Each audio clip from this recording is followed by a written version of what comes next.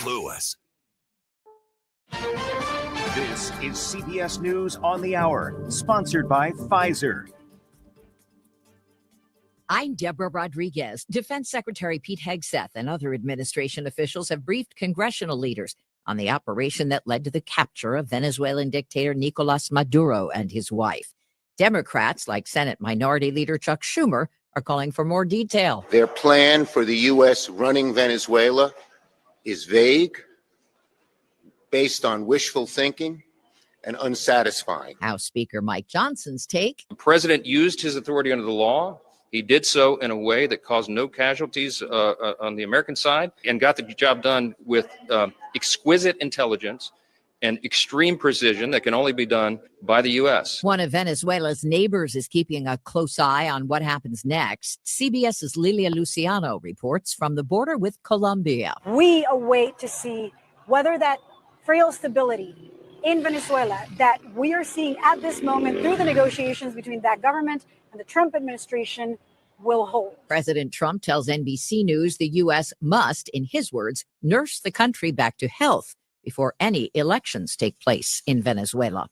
2,000 ICE agents are ready to deploy to Minneapolis for a crackdown. CBS News has learned as many as 1,500 more ICE officers will carry out immigration arrests and deportations during a 30-day surge, while 600 of the agency's investigators join the probe into the state's social services fraud scandal. President Trump has blamed the state's large Somali American population. They've stolen from Minnesota and from the United States. DU is an organizer with the Minnesota Immigrant Rights Action Committee. It's also really disheartening and really scary to see because we know that families are going to be separated. Michael Wallace, CBS News. Health experts are speaking out after department officials released guidelines on childhood vaccinations. They no longer call for flu, meningitis, or hepatitis A and B shots for all kids.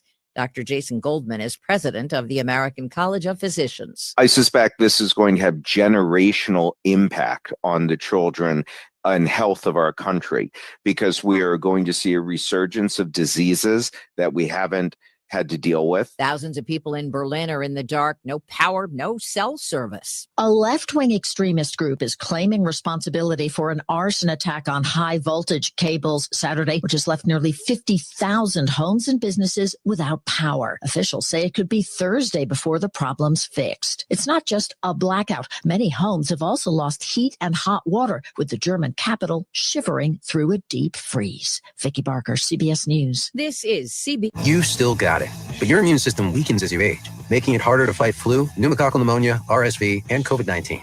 Ask your doctor or pharmacist which vaccines you need. Sponsored. It is 6:03, and right now we've got cloudy skies and 49 degrees in downtown St. Louis. I'm Debbie Monterrey. And I'm Tom Ackerman. An issue that appeared to die down in St. Charles City is back, and the community wants to make sure people come out tonight to show support to their opposition to Mayor Dan Borgmeyer making any changes to the people who run tourism. The rally will be outside St. Charles City Hall at 6 o'clock this evening before the council meeting. Amy Robertson is a cast member of the St. Charles Tourism Directed Festival and talked with KMOX. She says changing the city's tourism has many implications. Mayor Dan Borgmeyer wants to revamp the tourism department, something that he floated back in August. One of the things that is working the best in St. Charles is the festivals that are sort of the specialty or signature festivals that are put together by the CVB and the tourism department. And specifically, there are two individuals who oversee the majority of those events, and removing them will change everything about the festival in that they're the ones that sort of understand the secret recipe to make it work so very well.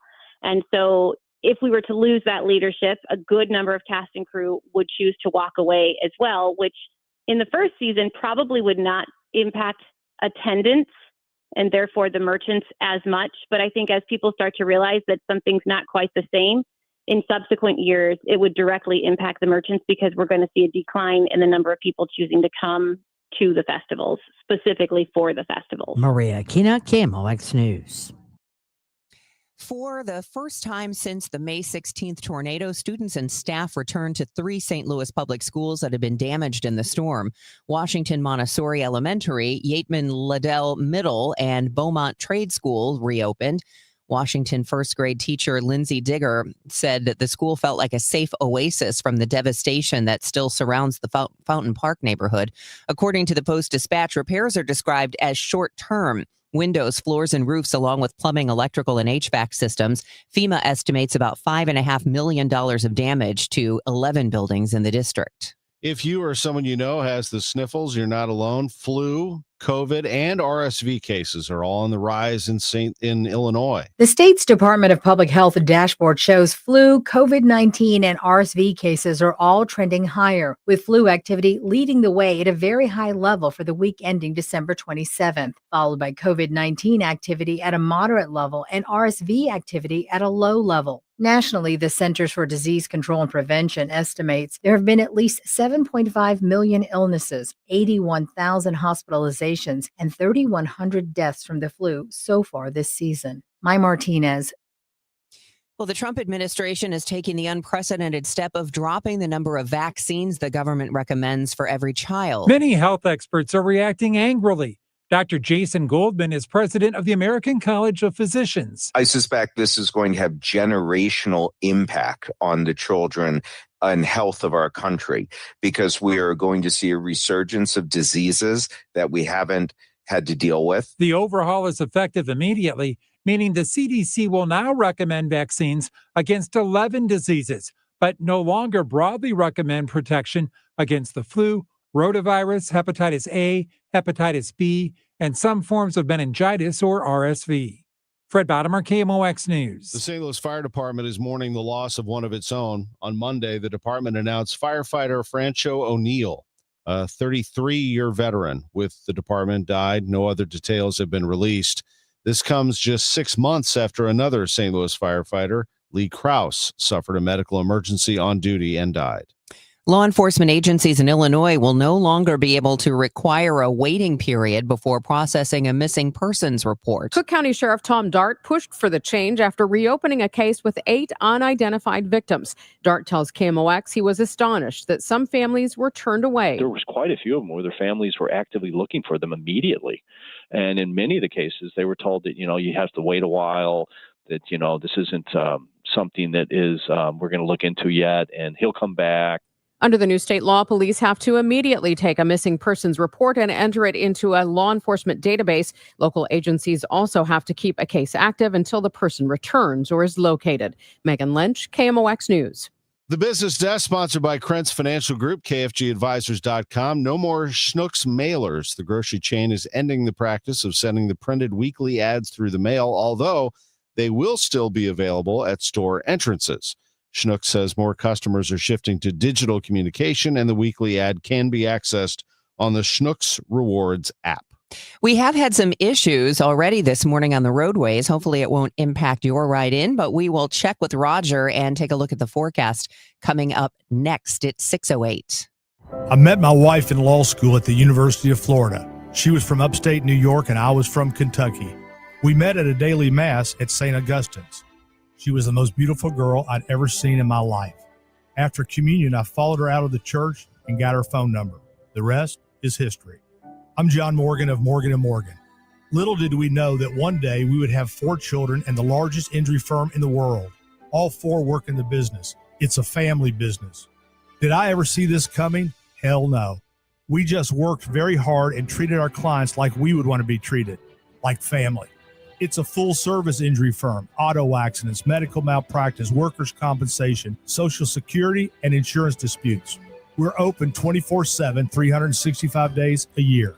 Visit forthepeople.com and we can get to work on your case. No recovery, no fee. Morgan & Morgan, for the people. Injured? Dial pound law or visit forthepeople.com for an office near you. Oh, could this vintage store be any cuter? Right? And the best part? They accept Discover. Accept Discover? In a little place like this? I don't think so, Jennifer. Oh, yeah, huh? Discover's accepted where I like to shop. Come on, baby, get with the times. Right. So we shouldn't get the parachute pants?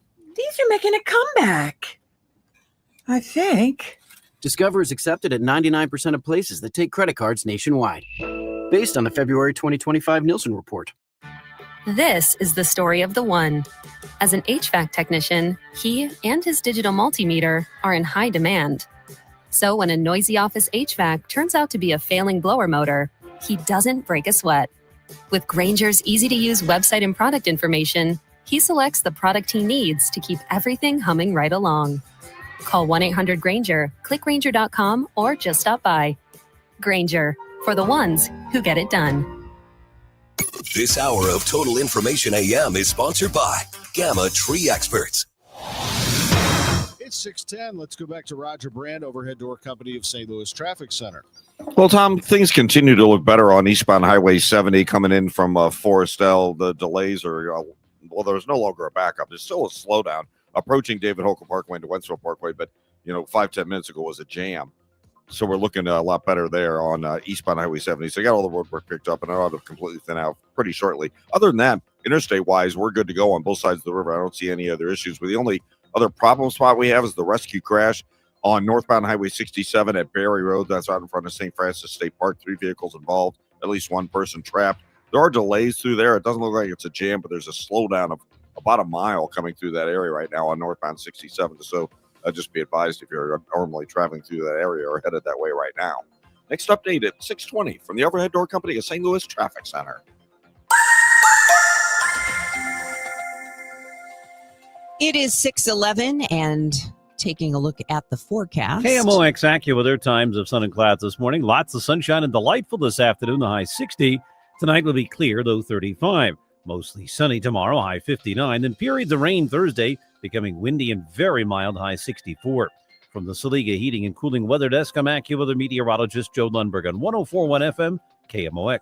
Right now, we've got partly cloudy skies. It's 50 degrees in downtown St. Louis. It's 6:12, sports in 3 minutes. So many people showed up at Forestel City Hall last night to hear more about 2 proposed data centers that representatives expected to speak couldn't get into the room. Those who managed to squeeze in were told the presentation was being delayed until January 20th and moved to a bigger venue. City Administrator Todd Stryler told the Post-Dispatch they had no idea they'd have that big of a crowd. 2 out-of-state firms have expressed interest in about 400 acres of land along I-70. The developers have not been named. An historic warehouse on the North Riverfront is slated for a makeover into affordable housing. Graython Construction of Connecticut is accepting bids for a number of projects from roofing to millwork, masonry, and landscaping. The former Standard Stamping Company warehouse on North Broadway is 5 stories and calls for 181 apartments, according to the Business Journal. Work's expected to begin in March on the almost $66 million project. Illinois has now set aside $24 million to increase workforce training facilities at downstate community colleges. Brandon Eisen reports. Available grant funding in partnership with the Illinois Department of Commerce and Economic Opportunity. Governor J.B. Pritzker said that the state's skilled workforce is part of what makes Illinois a manufacturing powerhouse. $24 million now earmarked to establish 6 new manufacturing training academies, or MTAs, at community colleges in the downstate regions to expand training for high-demand manufacturing jobs in-state. Grantees will be selected through a competitive notice of funding opportunity process. Qualified entities can apply for grants from $3 to $6 million, with applications accepted on the Department of Commerce website through the end of April. A new autism diagnosis tool could have a big impact on Missouri families. Easter Seals Midwest President Jeannie Marshall says eye gaze technology involves young children looking at a laptop computer which tracks where a child is looking. It's been proven over and over again in research and in practice that this is solid, and we feel really good about this giving answers to families much sooner than sitting on a wait list. The technology is FDA approved for children 16 to 30 months. Marshall tells MissouriNet they want approval for older children, too. She says the scan costs $1,000 out of pocket, and it is available in Kansas City and St. Louis. Scientists are learning more about how pandemics spread. Here's CBS News correspondent Michael George. Researchers at the Columbia University Mailman School of Public Health looked at the 2009 H1N1 flu pandemic and the COVID-19 pandemic. They found air travel was a major driver of the spread of disease, especially originating from major hubs like New York and Atlanta. They also found wastewater testing could identify pandemics before they rage out of control. Haskins looks in on Dunlap's thrown away by Thames. It's showtime. Jam time. Oh, the windmill. Left-handed dunk. Crowd on its feet. Here, give me another one. No. Are they the best team in the state of Missouri? They're ranked higher than Mizzou at the moment. That is St. Louis University. The Billikens are 13-1. They'll get tested tomorrow night at VCU, an A-10 showdown. Two teams picked by many to win this league. We'll see how it goes down. 6 o'clock tip-off here on KMOX with a 5:45 pregame tomorrow night. Josh Schertz was on the coaches show last night. We'll play some clips of that coming up for you here at 6:45. But the Billikens going up against VCU are going to have to fix their defense. In that 102-79 win over St. Joseph's with that windmill dunk from Kellen Thames, high efficiency on offense and poor defense, according to Coach Schertz. As for the schedule tomorrow, otherwise, there are some great games. Mizzou at Kentucky.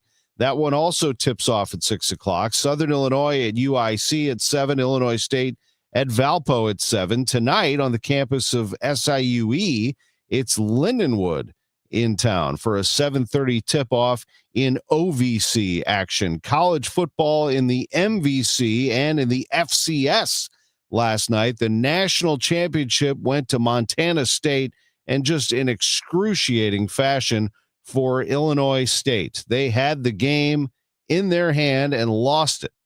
They had a touchdown to go up 34-28, but the extra point was blocked. Miles Sandstead then kicked the extra point in overtime after Montana State tied the game on a 14-yard touchdown pass. Justin Lamson in overtime to Taco Dowler on a 4th and 10. Hunter Parsons had blocked the extra point attempt after Tommy Rittenhouse threw a 10-yard pass to Dylan Lord to give Illinois State its only lead of the game at 34-28 to open overtime. And then Montana State responded in that fashion, got the extra point, and they win it 35-34. They win the FCS championship, their first national championship since 1984. Illinois State has never won it, and they were that close. We'll take a look at the Blues coming up also later this morning. We heard from Jim Montgomery earlier. Yesterday, the Blues signed Alexei Toropchenko to a 2-year contract extension, and they visit the Chicago Blackhawks tomorrow night, scheduled for an 8:30 game in Chicago, and the Blues are currently 3 points out of the final playoff spot in the Western Conference.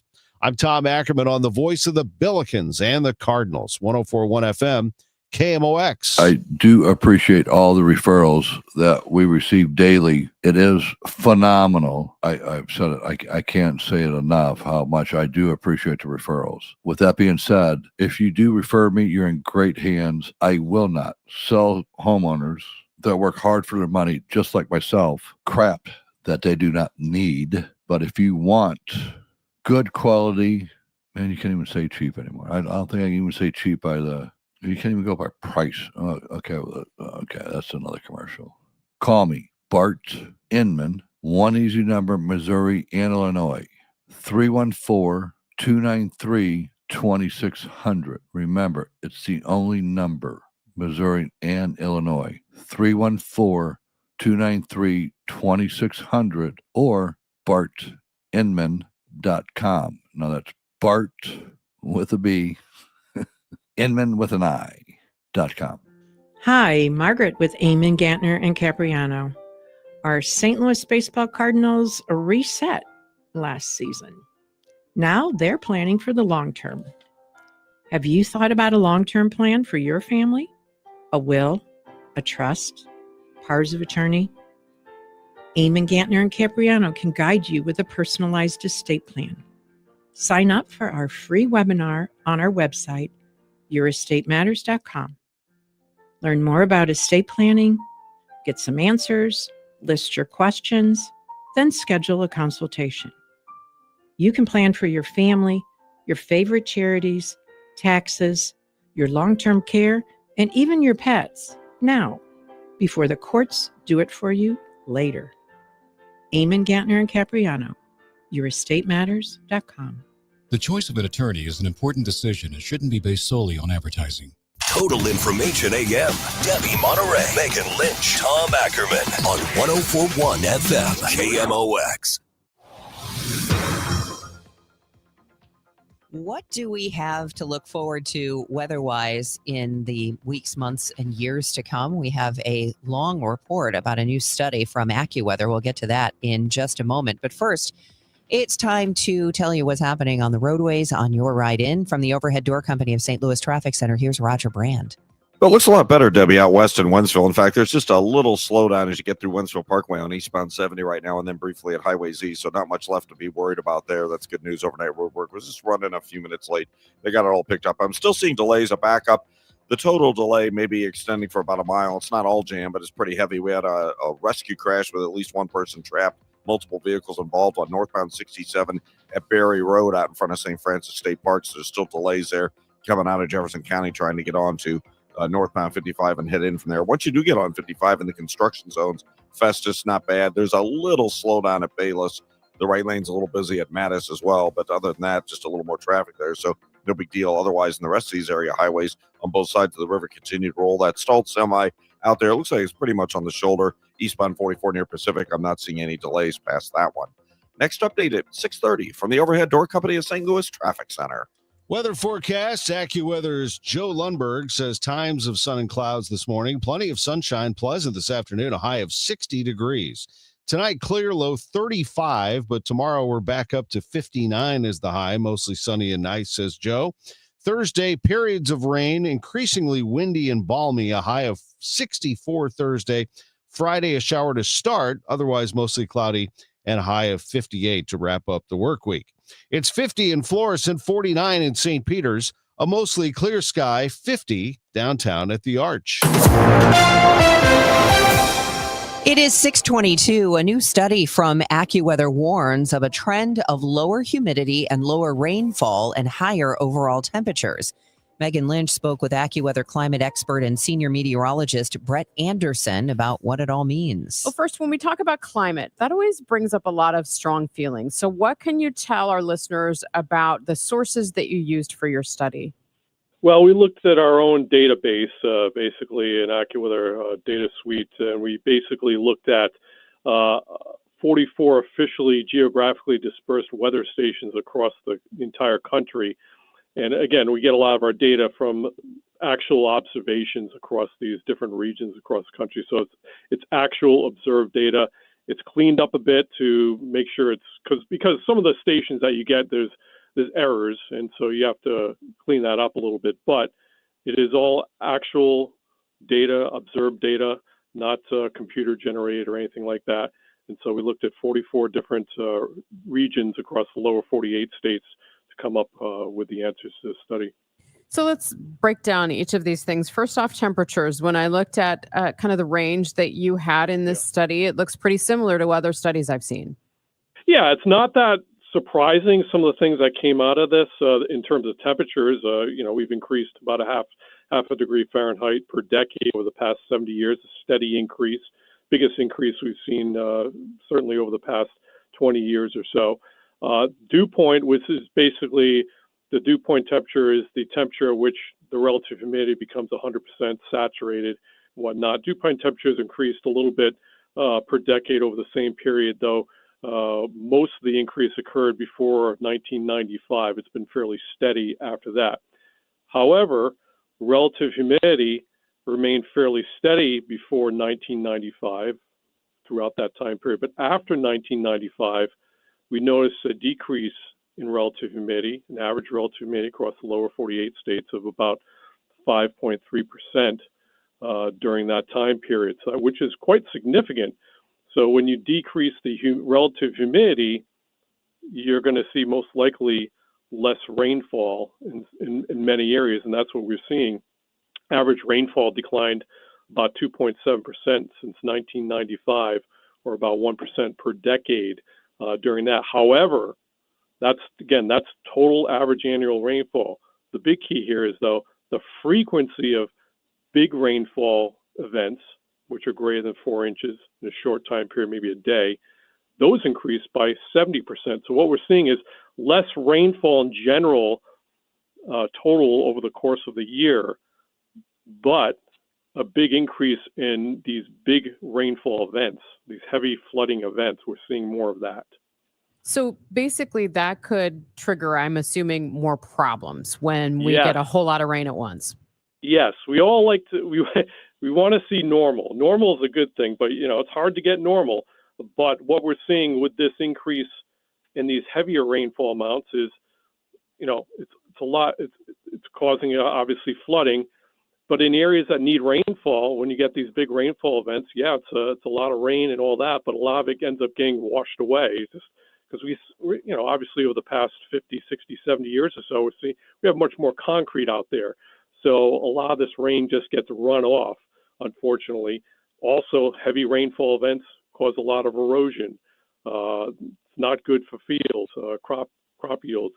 We like to see things spread out very nicely. So that's a big problem there when we get all the rain coming down at once. How does this change when you look at this? How does this change how you do your modeling for future forecasts? Yeah. Again, the temperature is a trend. Every model database you look at, temperatures are warming. That's pretty much a given. And obviously, with no change in greenhouse gas emissions, we're going to continue to warm up. That's pretty much well known at this point in time. It's how much are we going to warm up in the future, and that will depend on how much more greenhouse gas emissions we put out into the atmosphere. That's a big deal right there. What's interesting with our study here that we came up here was the decrease in relative humidity since the mid-1990s. And what we looked at was that the mid-1990s, something changed. There was some type of tipping point that we found with temperature, with rainfall, with humidity. Something changed in the mid-1990s across the world and also the United States, that something tipped. And unfortunately, when you reach a tipping point, things start tipping and it's hard to stop. And that's what we're seeing right now. We're seeing an acceleration in temperatures. We're seeing an acceleration of these extreme weather events. It is 6:27. Time check sponsored by Jerry Kelly Heating, Air Conditioning, Electrical, and Plumbing. It's time for a $98 furnace tune-up. If you or anyone you care about is facing a family legal matter, call Cordell & Cordell today at 1-855-GET-LEGAL. There's a lot on the line in divorce. This is Joe Cordell of Cordell & Cordell, the largest family law firm in the country, with over 35 years of helping clients navigate divorce. But being big doesn't mean less personal or less local. Our attorneys live and work in your community, and as neighbors, they understand the challenges your families face. Divorce touches all areas of your life: your home, savings, retirement, and of course, kids. So when you find yourself facing divorce, you need a partner you can count on. If you or anyone you care about is facing divorce, contact Cordell & Cordell today. With over 100,000 clients served, we understand the challenges you're facing on a personal level. Call Cordell & Cordell today at 1-855-GET-LEGAL. That's 1-855-GET-LEGAL. The choice of a lawyer is an important decision and should not be based solely upon advertisements. 600 Kelwood, St. Louis. Welcome back to Winter Hack Radio, the place for clever hacks to survive the season. Icy driveway? Well, try spreading sand or birdseed to help with traction. Snowy puppy paws? Well, grab a whisk, brush it off, done. Catch COVID-19? Well, just get... Actually, there's no hack for COVID-19. But if you test positive, prescription medications for COVID exist. Ask your doctor if they're right for you. Visit PfizerForAll.com to learn more. Sponsored by Pfizer. I'm Ed Evans, CEO of Consumer Cellular. No, we're not one of the big guys. Truth is, we don't want to be. If you're over 50, Big Wireless probably has you paying for more data than you might need. You could be throwing away thousands over a lifetime. Our entry-level data plans start at just $20 a month. And for a limited time, switch and get your second month free. Call 1-888-FREEDOM, visit consumercellular.com or a store near you and get your second month free today. Plans include $5 credit for auto pay and e-billing. See site for additional details. I dared Archwell Health to keep track of my vitals and my grandkids' names. I dared Archwell Health to simplify my prescriptions, so Max and I have more time to play.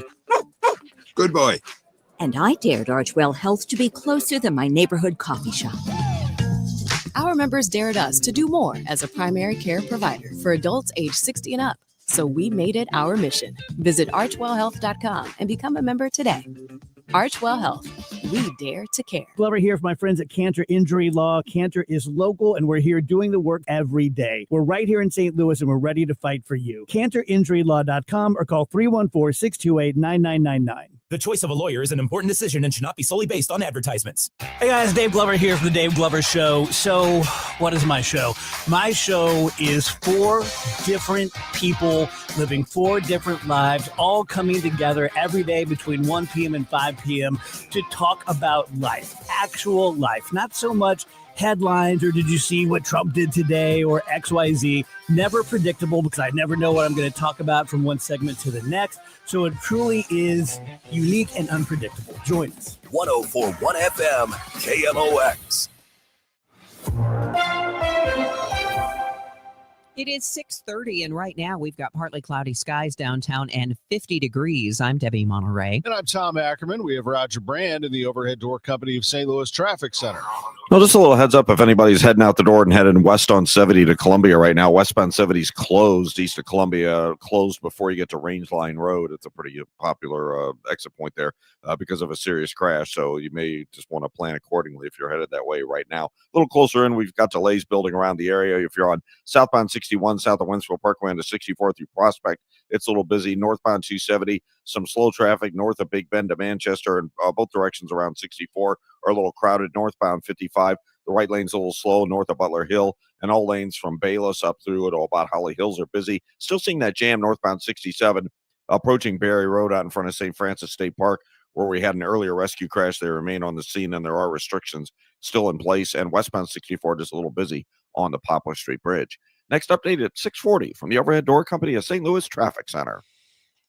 It's not bad out there now, and it's going to be pretty nice today with a high of 60 degrees. The clouds will be moving out for plenty of sunshine by this afternoon. Mostly sunny tomorrow and 59, then 64 on Thursday before things start cooling off toward the weekend. It is mostly clear now and 50 degrees. The mayor was proposing a restructure of the tourism department. That's Amy Robertson, a cast member of the St. Charles Tourism Directed Festival, and one of many people concerned that St. Charles Mayor Dan Borgmeyer will revamp the tourism department. Robertson tells KMOX in August Mayor Borgmeyer was proposing cutting out the people who were overseeing tourism. It was just very vague. It was very unclear. And there was quite a bit of pushback from the community when the information did come out. And that seems to have been put on hold while the mayor is doing what he's referring to as 90 days of research. So tonight at 6 o'clock, there will be a rally at St. Charles City Hall prior to the council meeting to let Mayor Borgmeyer and the council know that the community is opposed to making changes to the people who run the St. Charles City Tourism. Maria Kina, KMOX News. Missouri lawmakers could soon debate a tax break for gun safety equipment. Southwest Missouri Representative Stephanie Hine has filed a bill to give gun owners up to $500 a year in tax credits for items like trigger locks and gun safes for vehicles. The proposal will be considered when the legislative session begins tomorrow at the Missouri Capitol. The new Missouri law is designed to better equip K through 12 public schools to respond to a student, worker, or guest who is severely bleeding. St. Joseph Representative Brenda Shields pursued the law requiring stop the bleed kits in schools and instructions to help staff respond to health emergencies. And I think the stop the bleed kits are important to have in our schools and that we have our personnel trained, because the last thing that we want is for someone to feel helpless when they could have helped and that they can't. The new state law requires kits in high traffic areas and annual training for at least one staff member. Beth Coughlin, KMOX News. A St. Louis alderman facing nearly $50,000 in fines from the state for allegedly using campaign funds for personal use and failing to report donations. State ethics officials say Brandon Bosley left out expenses from mandatory reporting, including trips to Walmart, a bar, and a liquor store. He was already sentenced to stand trial in federal court this month on charges of insurance fraud and lying to the FBI. It's 6:34. The news sponsored by Michael's Flooring Outlet, the flooring experts, michaelsflooringoutlet.com. Your Money Minute next. Don't get lulled into believing the IRS is getting soft. It's just the opposite. Hi, this is Lance Drury with the Lance Drury Law Firm. We are being told by IRS collection officers that their higher-ups are demanding that they get more aggressive than ever. So don't ignore them any longer. Level up. If you have unfiled returns, unpaid taxes, levies, or liens, call me, Lance Drury, today, and let me get between you and the IRS. I'll protect your rights. At the Lance Drury Law Firm, our practice is focused 100% on fighting the IRS. Remember, IRS problems are legal problems, and they need to be handled by an expert attorney who's done it for decades. So call the Lance Drury Law Firm today. We're local. Our office is right here in St. Louis.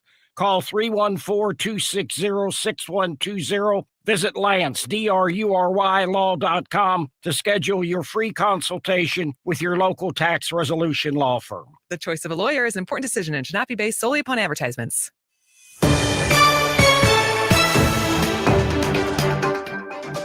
It is 6:35, and it's time for your Money Report, sponsored by Eamon Gantner and Capriano Elder Law Attorneys. This is a Bloomberg Money Minute. Oil stocks jumped yesterday after President Trump pledged to revive the Venezuelan energy sector. Shares of Chevron, which is the only American oil major currently operating in the nation, surged more than 5%. ConocoPhillips and Exxon also rose. The largest oil service companies, including Halliburton, also big gains in trading. Energy, along with tech shares, gave a big bump to the market yesterday. The Dow rose 595 points. This morning, it's a little quieter. Stocks are making small moves this Tuesday. Dow futures are down 95 points. S&P futures falling 5. On the radar for investors, the big Consumer Electronics Show in Las Vegas officially begins today. And Walt Disney's Zootopia 2 has overtaken 2019's Avengers Endgame to become the biggest Hollywood film ever released in China. The animated sequel has grossed about $610 million since its release on November 26th. Courtney Donahoe, Bloomberg Radio. The Missouri Athletic Club celebrating on Friday night. Boy, what a night we're going to have. The Herman Trophy will be handed out to the top men's and women's soccer players in America. It is college soccer's oldest and most prestigious award, the Herman Trophy. Based here in St. Louis, the Herman Family Foundation, the Missouri Athletic Club, they work together to present this award, and this year, this award ceremony is going to be bigger and better than ever. We're going to have back the former Herman Trophy winner from Rutgers University, Alexi Lawless, member of the United States men's national team for many years. We're going to have Brad Friedel, the goaltender for that team, the goalie for the United States men's national team, and one of the most accomplished in history. That's what this event is all about, is celebrating some of the greatest in the history of soccer.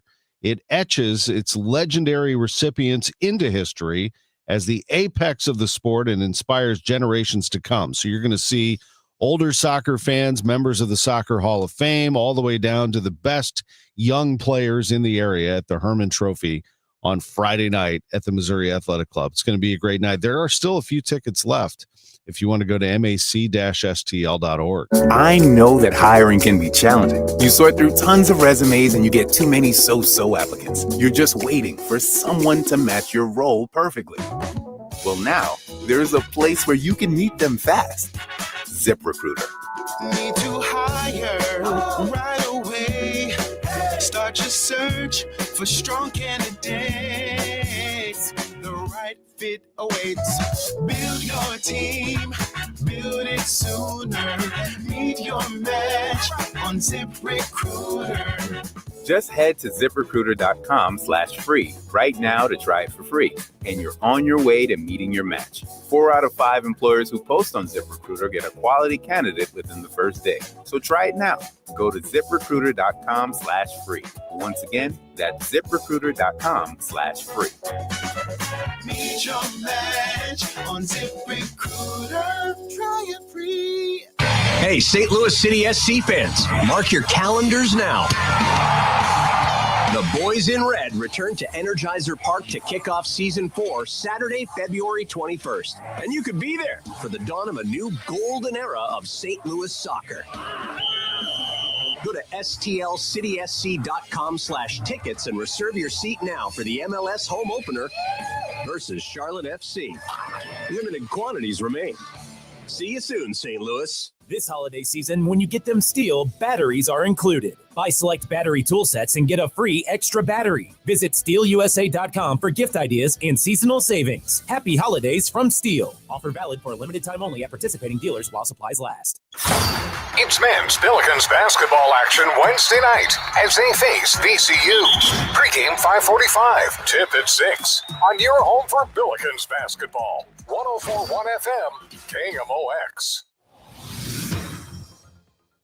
All right, 6:40 already. It's still pitch black, but sunrise on the way, and probably a lot of people on the roadway are on the way as well. So let's get the latest from Roger Brand, who's in the overhead door company of St. Louis Traffic Center. Yeah, it's definitely getting busier out there, Debbie, as you hit the highways on your way into work out west. Southbound 61 is bogging down now at Highway P, running across 70 over onto 64 to Lake St. Louis Boulevard. If you're on northbound 270, a slowdown sapping into Gravois. It backs up briefly past 44. Then it's slow again. Big Bend up to Manchester and Clayton Road up to Ladue after that. Northbound 55 looks good down at Festus. We still have that jam on northbound 67, though, all the way along the line in front of St. Francis State Park. That earlier rescue crash is still out there dealing with it at Berry Road. Northbound 55, once you get into St. Louis County, you've got the usual delays from the Union Road overpass, and it's heavy all the way up past Virginia. And downtown westbound 64, a little bit of a backup as you get onto the Poplar Street Bridge for Illinois drivers. Next update at 6:50 from the overhead door company of St. Louis Traffic Center. AccuWeather meteorologist Joe Lundberg. I was walking some of our out-of-town friends around the Arch grounds yesterday for January 5th. I wanted to tell them it's like this every year. Come on around. It's great. Yeah, it's beautiful. 60 degrees yesterday. I mean, I'm sure they must have enjoyed it and said, "Man, we could get used to this." Yeah. But it's going to change as we go into the weekend. Before we get there, though, the mild weather continues. 60 again today, kind of a mix of sun and clouds this morning. Morphs into a mostly sunny, gorgeous afternoon. Another great afternoon for a walk or any kind of outdoor activity. Tonight will be clear, a little chillier down into the mid-30s. Mostly sunny tomorrow. Another beautiful afternoon with a high 59. The clouds move in tomorrow night, and a storm cutting to our north and west on Thursday will bring us some rain. The wind will pick up, and it'll be very mild. Temperatures up to 64. Behind that system, a little cooler, but still balmy on Friday with clouds and perhaps a shower. Our high 58. Looks like Saturday will turn breezy and cooler as clouds break for some sun. Temperatures only in the mid-40s. Right now, it's incredible. 53 at St. Peter's, 54 at Florissant, partly cloudy, 52 downtown at the Arch. From the Saliga Heating and Cooling Weather Desk, I'm AccuWeather meteorologist Joe Lundberg on 104.1 FM KMOX. All right, thanks, Joe. It is 6:42. What questions should Americans be asking about U.S. actions in Venezuela? The first question that Daniel Hellinger, Professor Emeritus of International Relations at Webster University, has is what are the Trump administration's intentions toward countries such as Colombia, Brazil, and Mexico? If he is serious about starting to undertake military operations in Mexico, it will destabilize the border. It will destabilize the relationship with our closest neighbor. Hellinger says a wild card inside Venezuela is the opposition leader who challenged now deposed President Nicolas Maduro. Megan Lynch, KMOX News. Let's get more now on the reaction from both sides in Congress to the attack on Venezuela. Here's Republican House Speaker Mike Johnson insisting the attack did not break the War Powers Act and said he kept other leaders in Congress informed. The way that this is being described, I think, is accurate. This is not a regime change. This is a demand for change of behavior by a regime. The interim government is stood up now, and we are hopeful that they will be able to correct their action. They cannot participate with narco-terrorists and very dangerous international criminal organizations that harm and target Americans, frankly, and traffic all of these dangerous drugs into our country, that do all this great harm to our country. They cannot continue that activity. We have a way of persuasion, because their oil exports, as you know, have been ceased, and I think that will bring the country to a new governance in very short order. So we don't expect troops on the ground. We don't expect direct involvement in any other way beyond just coercing the interim government to get that going. Look, I expect that there will be an election called in Venezuela. I mean, some of these things are still being determined, of course. But it should happen in short order, and I think it will need to be so that their economy can remain stabilized and the country can remain stabilized. And he insisted the attack was legal. Look, I can tell you, as Speaker of the House, as a person who's in charge of defending Article I powers, I'm just going to insist to you that Those have not been traversed in any way by what happened here. The president used his authority under the law. He did so in a way that caused no casualties on the American side, and got the job done with exquisite intelligence and extreme precision that can only be done by the U.S. That's why we are the world's great and last superpower, and we stand for justice, and you're going to see that meted out here. It's overdue, and everyone will be safer because this has happened. But Senate Democratic leader Chuck Schumer says he was left confused by a classified briefing given by Trump administration officials. Well, this briefing, while very extensive and long, posed far more questions than it ever answered. Their plan for the U.S. running Venezuela is vague, based on wishful thinking, and unsatisfying. I did not receive any assurances that we would not try to do the same thing in other countries. And in conclusion, when the United States engages in this kind of regime change and so-called nation building, it always ends up hurting the United States. I left the briefing feeling that it would again. A briefing for all members of Congress on the Venezuela operation and the plan going ahead is scheduled for Wednesday. It's 6:46. Also Wednesday, just a tremendous basketball schedule, including SLU at VCU, their biggest game to date. An A-10 showdown in Richmond, 6 o'clock tip-off tomorrow, 5:45 pregame. Last night on KMOX, it was our first Billiken Coaches Show, and it was Josh Schertz at Ballpark Village with Bob Ramsey. The Billikens 13-1 on the season. Every season is filled with unforeseen circumstances. And sometimes unforeseen circumstances are stuff that's really good for you and that really helps your team. And sometimes those unforeseen circumstances are things that are really difficult for you and are things maybe you have to, work through or work around, or maybe you can't work around them.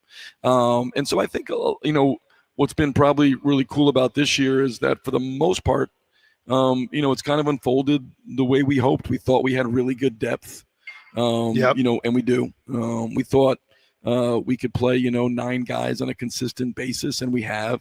We've, I'm knocking on wood, but been healthy. Yep. We've had, except for illness, we've had our guys available for games, which is a huge part of, being successful. There's, when you're in sports, you have to be really, really good, and you got to have good fortune. Being really good isn't enough. And so, to this point, it's kind of worked out the way we hoped. I think we thought we would play exceptionally fast. We have. We thought we would be able to press and be just more disruptive defensively. I think we've been one of the better defense in the country. It's kind of an underrated thing. I think we're second or third in the country in field goal percentage defense and top 3 in the country in defensive rebounding. He wants to tighten things up against VCU tomorrow. Again, a 6 o'clock tip-off against VCU. Mizzou will play at Kentucky at 6 tomorrow. College basketball tonight, it's SIUE at home against Lindenwood. Good game there. They tip off at 7:30. College football last night, just a tough loss for Illinois State. They scored in overtime but had their extra point blocked. Montana State tied the game on a 4th and 10 in overtime and then kicked the extra point to win the FCS National Championship. 35-34. I'm Tom Ackerman on the Voice of the Cardinals and the Billikens, 104.1 FM, KMOX. I know that hiring can be challenging. You sort through tons of resumes and you get too many so-so applicants. You're just waiting for someone to match your role perfectly. Well, now there's a place where you can meet them fast. ZipRecruiter. Need to hire right away. Start your search for strong candidates. The right fit awaits. Build your team, build it sooner. Meet your match on ZipRecruiter. Just head to ZipRecruiter.com/radio right now to try it for free. And you're on your way to meeting your match. 4 out of 5 employers who post on ZipRecruiter get a quality candidate within the first day. So try it now. Go to ZipRecruiter.com/radio. Once again, that's ZipRecruiter.com/radio. Meet your match on ZipRecruiter. Try it free. Upgrade your tool storage for the new year with help from Menards. For heavy-duty storage that protects your tools, choose Masterforce. From shelving units to cabinets and so much more, you can keep your tools safe and within reach. Get versatile and durable storage from Masterforce today. Check out all our Masterforce storage in store or check out our weekly flyer on Menards.com for all the great deals happening now. Save big money at Menards. Nominations for the 2026 Women of Achievement are now open. The St. Louis Area Award is the oldest ongoing program in the area whose sole mission is to honor and recognize the volunteer service and volunteer leadership of women. If you know an outstanding volunteer in the St. Louis metropolitan area, or if you are one, Women of Achievement wants to hear from you. Nominations, including self-nominations, may be submitted now through January 11th. Head to KMOX.com for more information. Total Information AM on 104.1 FM, KMOX. 6:50 Total Information AM continues. I'm Debbie Monterrey, along with Tom Ackerman and Roger Brand in the Overhead Door Company of St. Louis Traffic Center. Well, Debbie, we still have some delays out there. Obviously, still have that crash on northbound 67 at Berry Road in front of St. Francis State Park. Still a jam in the area. That was a rescue crash. A new injury crash eastbound 30 just before New Sugar Creek. A jam building there, but it's maybe midway back to Dillon. It'll probably get a little worse before it gets better. Northbound 55, you got to back up at the Union Road overpass up through Weber. Slow all the way to Virginia, though. North 270 approaching Tesson Ferry to Gravois. North of 44 to Manchester. Approaching Clayton Road up to Ladue. That's all busy. Southbound 61, Highway P on to 64 at the Boulevard. There's a lot of slow traffic. And downtown westbound 64 is getting heavier west of 3rd Street headed across the Poplar Street Bridge. And don't forget, if you're heading out west to Columbia, Missouri, westbound 70 is closed before you get to Range Line Road because of a serious crash. Next update at 6:58 from the Overhead Door Company of St. Louis Traffic Center. Weather forecast. AccuWeather's Joe Lundberg says we'll have more sun and clouds this morning. Plenty of sunshine this afternoon. A high of 60. Clear, low 35 tonight. And then tomorrow, sunny and nice, and a high of 59 degrees. For Thursday, Friday, might see some periods of rain, but otherwise a high around 60. We cool off Saturday, the high only 44 degrees. Currently, it's mostly clear, 49 downtown at the Arch. The news continues at 6:52. Health experts are looking for new ways to get people to get their flu vaccines in a season where the virus seems more severe. We get more from CBS's Michael George. A study published in JAMA found that doctors sending patients reminder texts before a visit led to more people getting their flu vaccine. The CDC says even during an average flu season, the virus can cause hundreds of thousands of hospitalizations and tens of thousands of deaths. And flu vaccines can help reduce the severity of the illness. The CDC has cut the number of vaccines it recommends for children. It will now recommend vaccines against 11 diseases, but no longer broadly recommended protection against flu, rotavirus, hepatitis A, B, some forms of meningitis, or RSV. CBS Chief Medical Correspondent John LaPook. Pediatrics calls today's recommendations dangerous and says it can continue to give their own recommendations. Remember that these are federal guidelines, overarching, but it's the states that figure out and determine what the guidelines are on an individual state level. That can differ from state to state. We did reach out to HHS to say about insurance coverage, will it still be done? They said yes, all three categories will still be covered. More than 2,000 ICE personnel will be deployed to Minneapolis for an immigration and fraud crackdown. CBS News has learned as many as 1,500 more ICE officers will carry out immigration arrests and deportations during a 30-day surge, while 600 of the agency's investigators join the probe into the state's social services fraud scandal. President Trump has blamed the state's large Somali American population. They've stolen from Minnesota and from the United States. DU is an organizer with the Minnesota Immigrant Rights Action Committee. It's also really disheartening and really scary to see because we know that families are going to be separated. Michael Wallace, CBS News. It's 6:54 here on Total Information AM. Democratic lawmakers on Capitol Hill are planning a number of events to mark 5 years since the riots that marred the Capitol building after the 2020 election. CBS News Justice correspondent Scott McFarland with more. Here at the Capitol, it's going to be mostly informal ceremonies to mark 5 years since January 6th. House Democrats are going to have a public meeting with testimony and cameras, including testimony from witnesses and members of Congress who survived January 6th while hiding in the House chamber. Meanwhile, some of the pardoned January 6th rioters are marching the same march they did 5 years ago from the White House ellipse to the Capitol. They say it'll be peaceful. I heard it's somebody's birthday. Birthday excitement. It's your birthday.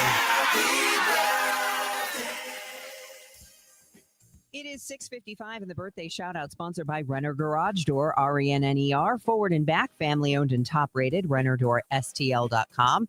How do I get a birthday or anniversary on the air, you may be asking yourself? Well, you email it to totalam@kmox.com. totalam@kmox.com. Happy birthday wishes going out to Elsa Nadeo of O'Fallon, Illinois. And happy birthday, Charles Glenn. This is the best birthday ever. Okay, we've got the chips, the fancy cheese, the sparkling cider. Oh, and I need to fill up the tank on the way home. Look at the cart. We haven't even hit midnight yet, and you're already blowing your save money resolution for next year. I'm not blowing it. I'm being smart. I'm using Upside. Upside? That cash back app? Exactly. I just claimed an offer, and just like that, I'm getting cash back on all these groceries. And I'll do the same at the gas station. It's how I earned an extra $250 this year. Wait, $250? Yep, that's extra cash I can cash out to my bank or throw onto gift cards to my favorite spots. Download the free Upside app and start earning cash back now. Use promo code POP10 for a $10 bonus on your first grocery purchase. That's promo code POP10. Make your resolution easy this year. Download the free Upside app today and use promo code POP10 for an extra $10 bonus on your first purchase. Offers vary by user and location at participating merchants. Go to upside.com for terms and conditions. When you enter a place of business, you're owed a legal duty that the place of business is safe for you to shop in. I'm John Morgan of Morgan & Morgan. If you suffered an injury at a place of business, our duty is to protect you after that harm. Morgan & Morgan, for the people.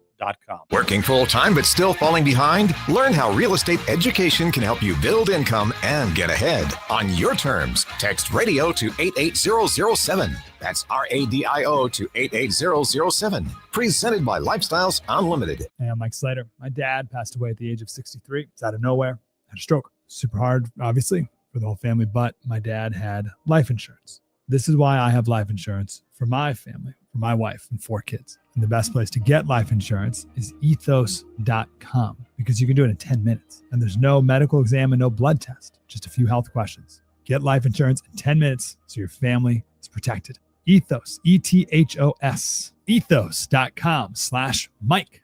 Staples presents That Was Easy. This year, it was important for my business to start strong. Starting week is not recommended. But first, I needed a lot of stuff for the office. Sounds like a shopping spree. I just went to Staples. They have great prices on everything, like ink, toner, printers, paper, and chairs. And now you can get up to 30% off select HP printers. Up to 30% off HP printers. Am I on a hidden camera show? No. Well then, let's go Staples.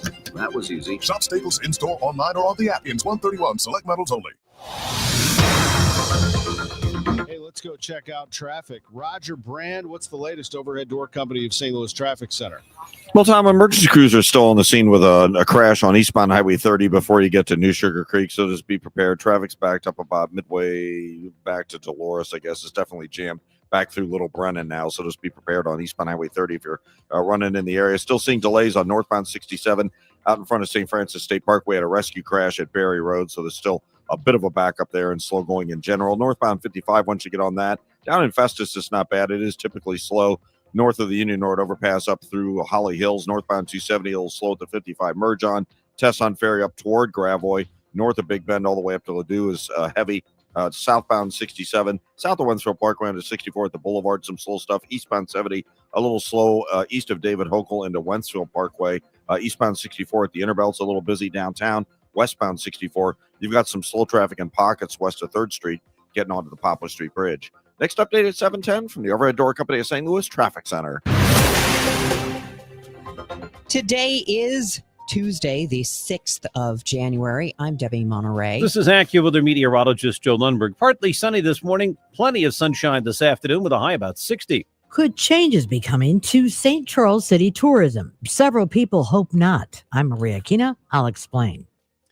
Flu, COVID, RSV cases all on the rise in Illinois. And I'm Tom Ackerman. Skips it out to Finkley for three. That's no good. Rebound. Quentin Jones, 2-1, ball game. That last possession looked like it was a 2-point game. Billikens are 13-1. They aren't ranked yet, but it's a matter of time. Big game coming. The trusted voice of St. Louis. KMOX AM St. Louis. KMOX FM Hazelwood. Always live on the free Odyssey app. This is CBS News on the Hour, sponsored by Pfizer. I'm Deborah Rodriguez. Democratic lawmakers are panning a briefing by top Trump administration officials on the U.S. military operation that netted Venezuelan dictator Nicolas Maduro and his wife.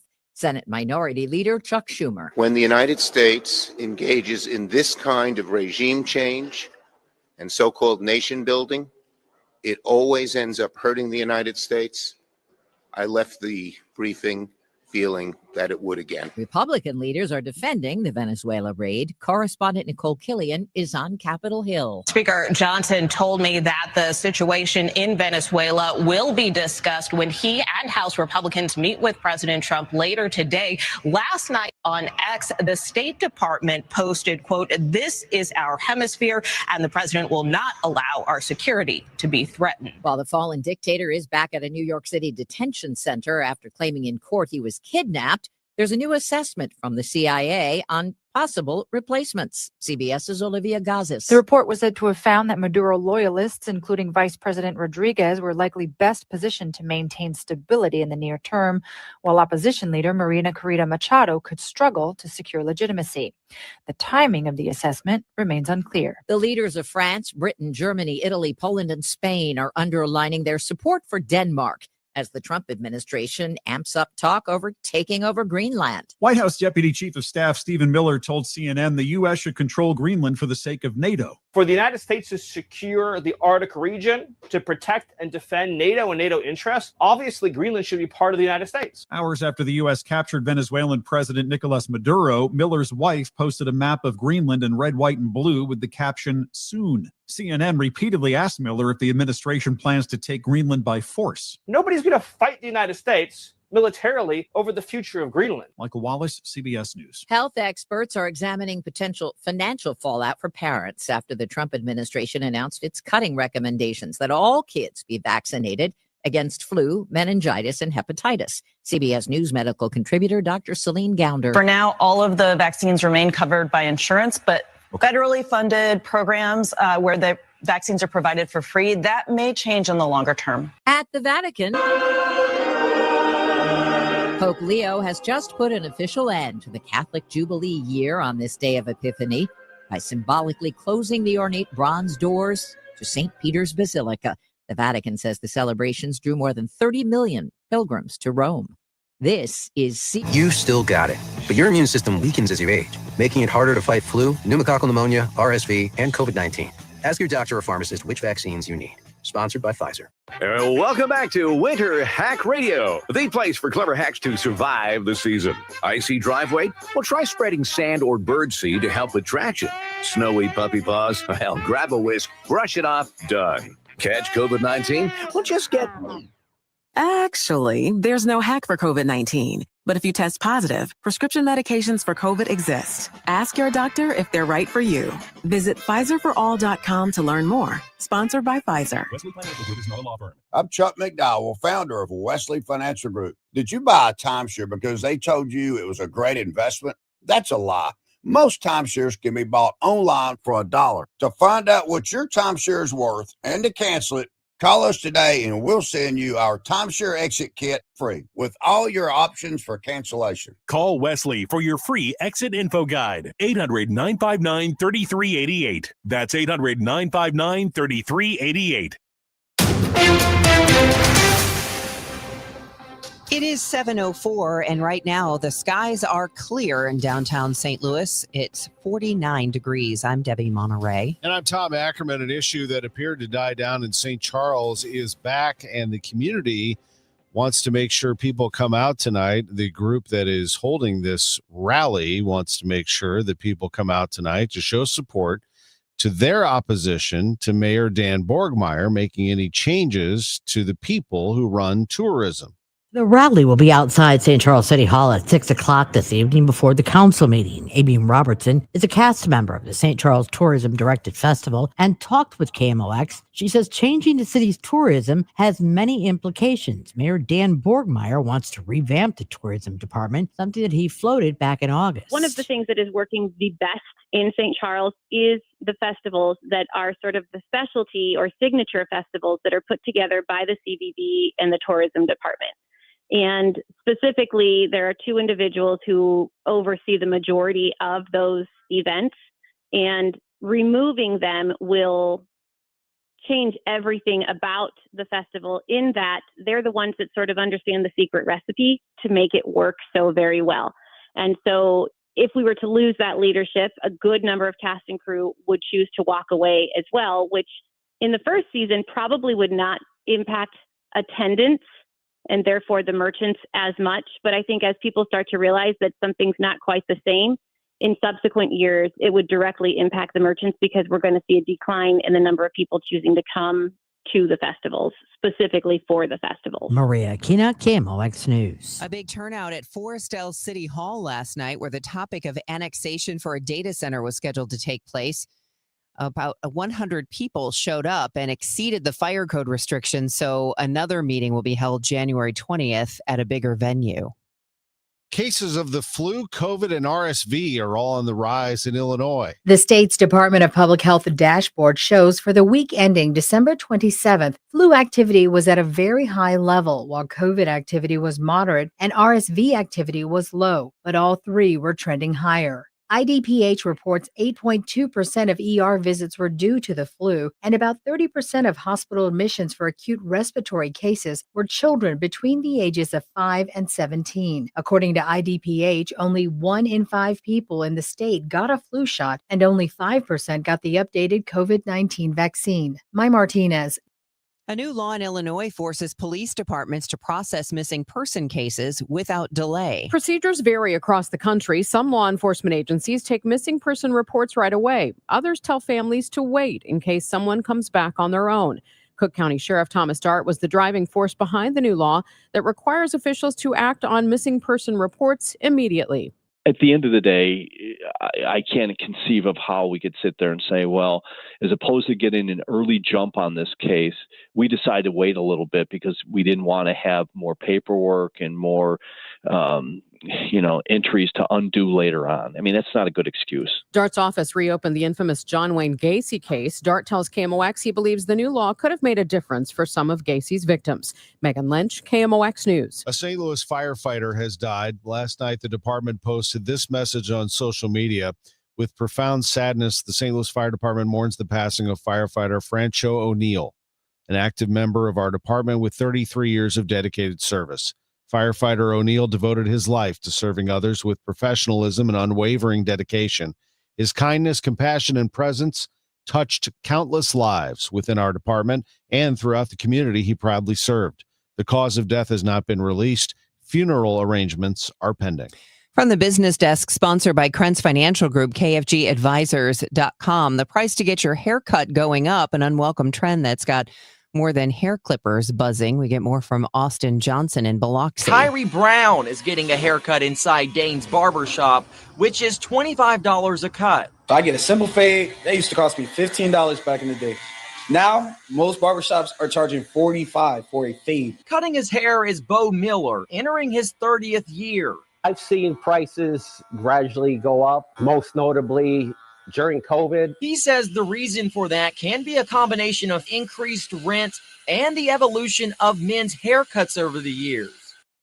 It's 7:09. Traffic and weather next. Hey, Cardinal Cowboy here. Who would have thought a car crash would have led to charities, TV shows, and cheering with the best fans in the world? I'm thankful for every day. And so are my friends at Renner Garage Door. They've been turning garage doors from zero to hero since 1966. With help from trusted brands like Delden, Amar, and LiftMaster, honest family-style service you can count on. So giddy up and get your free repair or replacement quote today. Giddy up! RENNER, RENNER. What if every time you spent money, you saved money too? With Achieve It Checking from Together Credit Union, you can do just that. Every debit card purchase is rounded up to the nearest dollar, and the spare change goes right into your savings. And here's the best part. Together Credit Union boosts your progress by matching qualifying savings up to $8 a month. It's a free checking account that helps you achieve more automatically. Learn more, or better yet, enroll today at togethercu.org. Together Credit Union, federally insured by NCUA. Hey, this is Charlie Brennan, along with Dr. Colleen Bosler and Dr. Adam Voss at the Audiology Center. When was the last time you really enjoyed a conversation without straining to hear? Charlie, so many people think hearing aids just make things louder. But that's old technology. Today's hearing aids do so much more. Exactly. With the dual chip technology, our hearing aids actually separate the speech from the background noise. Which means at a noisy restaurant, you'll hear your friends and family, not the clinking dishes. And the best part, your brain doesn't have to work overtime trying to fill in the blanks. So that keeps your mind sharp, your conversations easy, and your relationships stronger. Because hearing well isn't just about sound, it's about staying connected. Thanks, Doctor. Call the Audiology Center today to schedule your annual hearing evaluation. Don't miss another moment. Call 636-441-7470 or visit theaudiologycenterstl.com. This hour of Total Information AM is sponsored by Gamma Tree Experts. It is now 7:11. Time for us to check the roadways and the weather. Here's Roger Brand in the Overhead Door Company of St. Louis Traffic Center. Well, if you're traveling in from out west on southbound 61, it's doing better getting on to 64, but 64 is still kind of busy from Prospect into about Lake St. Louis Boulevard. It's a little slow on eastbound 64 at the Interbelt after that. South 170 just kind of busy at the U-Club Tower, so not bad so far there. Southbound 270, south of Olive down through Ladou's busy. North 270, some slow traffic between 55 and Tesson Ferry. Big Bend all the way up to 64 is busy. Northbound 67, still seeing that backup in front of St. Francis State Park from that earlier rescue crash.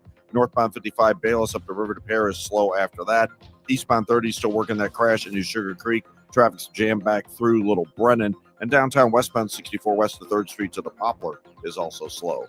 Next update at 7:20 from the Overhead Door Company of St. Louis Traffic Center. A mix of sun and clouds this morning, mostly sunny and pleasant this afternoon. Our high today 60. Tonight will be clear, though 35. Mostly sunny tomorrow. Another nice day, high 59. For Thursday, cloudy with periods of rain. It will become increasingly windy and very mild with a high of 64. From the Saliga Heating and Cooling Weather Desk, I'm AccuWeather meteorologist Joe Lundberg on 104.1 FM KMOX. Right now, we have a partly cloudy sky and 49 degrees downtown at the Arch. The news continues at 7:12. A messy burglary has temporarily shut down a branch of St. Louis Public Library. Monday night, police say 34-year-old Leroy Laron Eason of Florissant broke into the bar branch on Jefferson at 44, leaving blood and shattered glass in his wake. The bar branch is home to one of 3 Creative Experience digital labs, and Eason was reportedly targeting the expensive equipment, but the library system's public safety department arrived quickly. Eason jumped out the window, hurting himself in the process. It's the second time the bar branch has been broken into. Targeted equipment was all recovered. Outrage from pediatricians over a new move by the Trump administration to drop the number of vaccines the government recommends for every child from 17 to 11. I never thought I'd have to say this in my lifetime, but don't listen to the CDC. Dr. Jason Goldman of the American College of Physicians is among many who believe the move will increase confusion for parents. The vaccine schedule has always been guidelines and recommendations. Every individual always had a choice if they wanted to listen to their doctor and listen to evidence or science. That was never in question. He believes the decision will lead to a resurgence in preventable diseases. The new recommendations no longer make vaccines to protect against the flu, rotavirus, Hep A, Hep B, and some forms of meningitis or RSV mandatory for kids. Fred Bottomer, KMOX News. Missouri families who suspect their child has autism may be able to get a faster diagnosis with a new method. Easter Seals Midwest President Jeannie Marshall says eye gaze technology is proving to be quick and accurate for very young children. She's hoping it'll be approved for older kids soon. Now there are over 5,000 kids on wait lists in Missouri for diagnostics. Some of those may be duplicate numbers because it's hard to say how many parents are on multiple wait lists. We know for a fact that this is going to help just accelerate families' access to services. The computer scan tracks a child's looking behavior. Marshall tells MissouriNet the average age that children in Missouri are diagnosed with autism is 5 years old. A major grocery store chain is warning customers that while they are scanning items, the store is scanning them. CBS News New York reporter Tim McNicholas says Wegmans is starting to collect biometric information in some of its stores. You've seen facial recognition tools at the airport, but at some supermarkets, like Fairway and now Wegmans, the cameras are often out of sight. Michelle Dahl is the executive director of the Surveillance Technology Oversight Project, a nonprofit that fights for consumer privacy. It's also a civil rights issue. We know that these systems disproportionately misidentify and burden communities that are already targeted by police most often. Wegmans says it understands concerns about fairness or bias, and facial recognition systems are just one of several investigative tools it uses. We are getting ready for the showdown tomorrow night, St. Louis University at VCU, Virginia Commonwealth, Richmond, Virginia. These are the two teams considered to be the top of the league right now in the Atlantic 10. The Billikens are playing very well right now, as you've heard over and over on KMOX. Wants to screen and gets it. Robbie. Oh, little dime drop for Robbie. Down the lane to the hole. Got it! Oh, Pero aplastante. Robbie Avila whistle foul. Count the basket. Billikens won that game on New Year's Eve, 102-79. But underneath all of that was poor defense, according to Coach Josh Schertz. He sees the high scoring and hears the crowd and appreciation, and he appreciates that. But he also is letting the team know there is work to be done. So we talk about to our players, competitors' mindset and the audience's mindset. The audience, they don't have to worry about that. They see 102. They see 19 threes, they win, and they should be. They don't have to worry about the intricacies of what's going on. But us and the competitor, just like when you lose, with the fan, the audience, they don't have to see any good. They just see, hey, we lost to Stanford. The game was terrible, and had that shot missed at the end, it would have been great. We but that's okay because that's the audience's mentality. And that's what there should be. I don't know enough about I grew up in New York. I'm a Giants fan, a Yankees fan. I don't know enough about the game to know the intricacies of what they're doing. I know if we win, we lose, and in the basics. And the same thing for other fans. So it's not a negative. It just is what it is. But you can't, as a competitor, have that mentality and then do what you need to do. I'm going to go back to the offense in a minute. But first, I want to talk about defense. I always thought, and go ahead and beat me down if I'm wrong about this, but at given equal levels of athleticism, anybody can defend. Correct. I agree with that. It's all about technique and desire. I can have the desire, you teach me the technique, and we can defend, right? Yeah. And so that's the thing that should always be consistent. Yeah, it is. And there's a tendency when you're as good offensively as we are to maybe, not hold the rope that hard on that end and say, well, okay, we gave up this, but we're going to come back and do this. And man, is that a slippery slope to get on? I think, defense is something where a lot of defense is what we call the invisible plays. And there's a lot of invisible plays in basketball that drive winning. And by invisible, there are things that don't get box score validation. So nobody's like, man, you did an unbelievable job in transition defense, picking up the ball and plugging, or you canceled so many ball screens, or gosh, your pick and roll coverage was tremendous. Your protection was great. These are things that Schertz will be looking for in the game tomorrow night at VCU, the Billikens' biggest challenge to date. SLU is 13-1 on the season. It'll be a 6:00 tip-off, 5:45 pregame. Also tomorrow on the schedule, Mizzou at Kentucky. Tonight, it's SIUE at home against Lindenwood. They tip off at 7:30. College football last night, a tough loss for Illinois State in the FCS National Championship. Montana State blocks an extra point, then scores on a fourth down, kicks an extra point to win at 35-34 in Nashville. I'm Tom Ackerman on the Voice of the Billikens, 104.1 FM KMOX. This new year, get started on your next success with University of Maryland Global Campus. Apply by February 11th and get your application fee waived. An accredited state university, UMGC offers online and hybrid classes, along with more than 135 degrees and certificates in fields like business, cybersecurity, healthcare, and more. Gain the skills you need to achieve your career goals. Get your application fee waived through February 11th. Learn more at umgc.edu. Certified to operate in Virginia by Chef. Wesley Financial Group is not a law firm. I'm Chuck McDowell, founder of Wesley Financial Group. Did you buy a timeshare because they told you it was a great investment? That's a lie.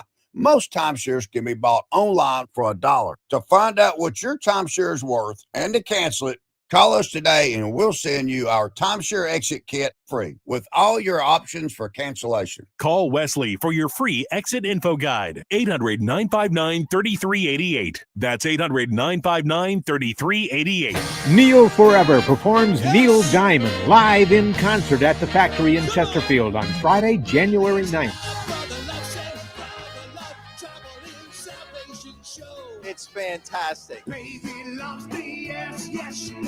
January 9th, Neil Forever performing all the hits of Neil Diamond at the Factory. He is a great performer. He's amazing. Sounds just like Neil. Grab and roll, we get on board. Tickets at Ticketmaster.com.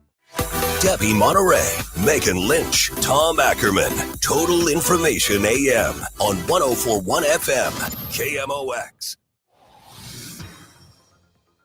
It is 7:20, time to take a look at traffic and weather. It's a windy morning. I can see the Missouri flag flapping in the breeze across the street at Soldiers Memorial.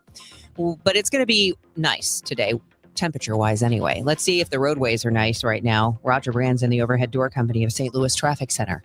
Well, they're getting busier, Debbie, but beyond that, some good news. I'll just let you know that they do have one lane open now, westbound 70 before Rangeline Road. If you are headed into Columbia, the interstate westbound was closed for a good chunk of the morning, but they do have the left lane getting through there now. There's still quite a jam, but at least traffic is beginning to move in the area. Northbound 55 at 67 is a little busy.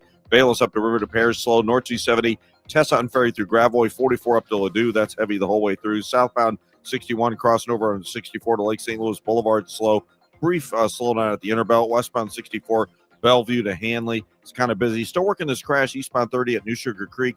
The left lane, I believe, was closed there. Traffic's jammed pretty close to Dillon Road now, so be careful as you come around the bend. You're going to hit that jam. And downtown westbound 64, west of 3rd Street to the Poplar is still slow. Next update at 7:30 from the Overhead Door Company of St. Louis Traffic Center. And AccuWeather meteorologist Joe Lundberg says we're going to have plenty of sunshine this afternoon with a high of 60 degrees. Tonight, clear, low 35. Tomorrow, sunny and nice with a high of 59. Thursday, Friday, chances of rain here and there, but otherwise pretty mild with a high around 60 degrees again. Currently, it's cloudy, 49 downtown at the Arch.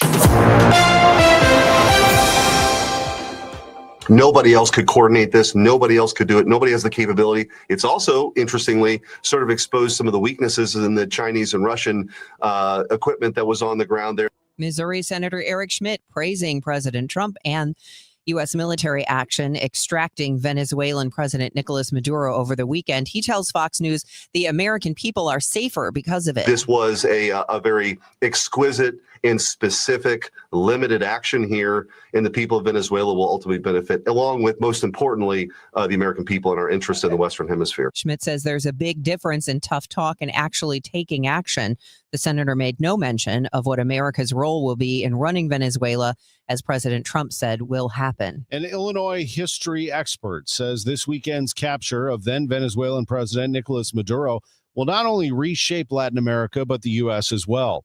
Professor of history at the University of Illinois, Jerry Davila, said his eyes are on Venezuela's military and oil operations moving forward. What happened this weekend creates a very hard to predict road ahead in terms of how those powerful groups will compete with each other, cooperate with each other, and how people in Venezuela and its exile community fit into how that unfolds.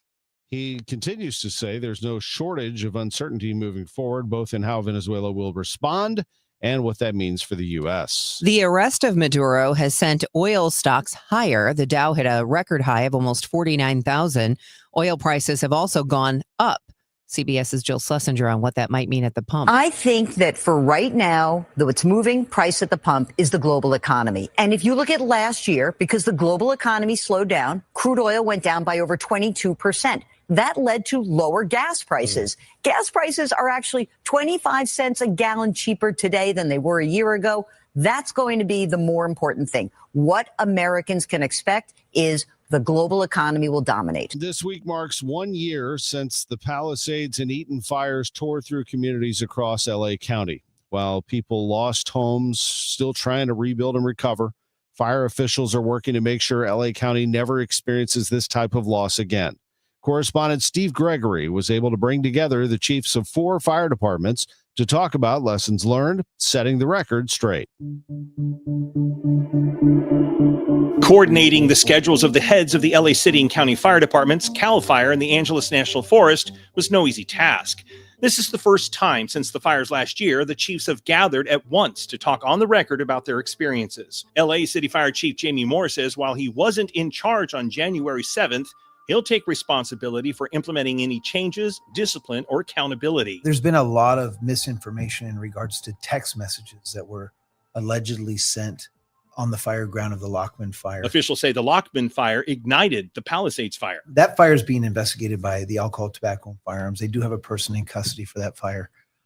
Because of these allegations, the ATF has subpoenaed cell phone records, text message records from members of the Los Angeles Fire Department. When I first became fire chief, when I was first appointed fire chief of the Los Angeles Fire Department, I came out and made the statement that I've yet to see those text messages. And I have still yet to see those text messages.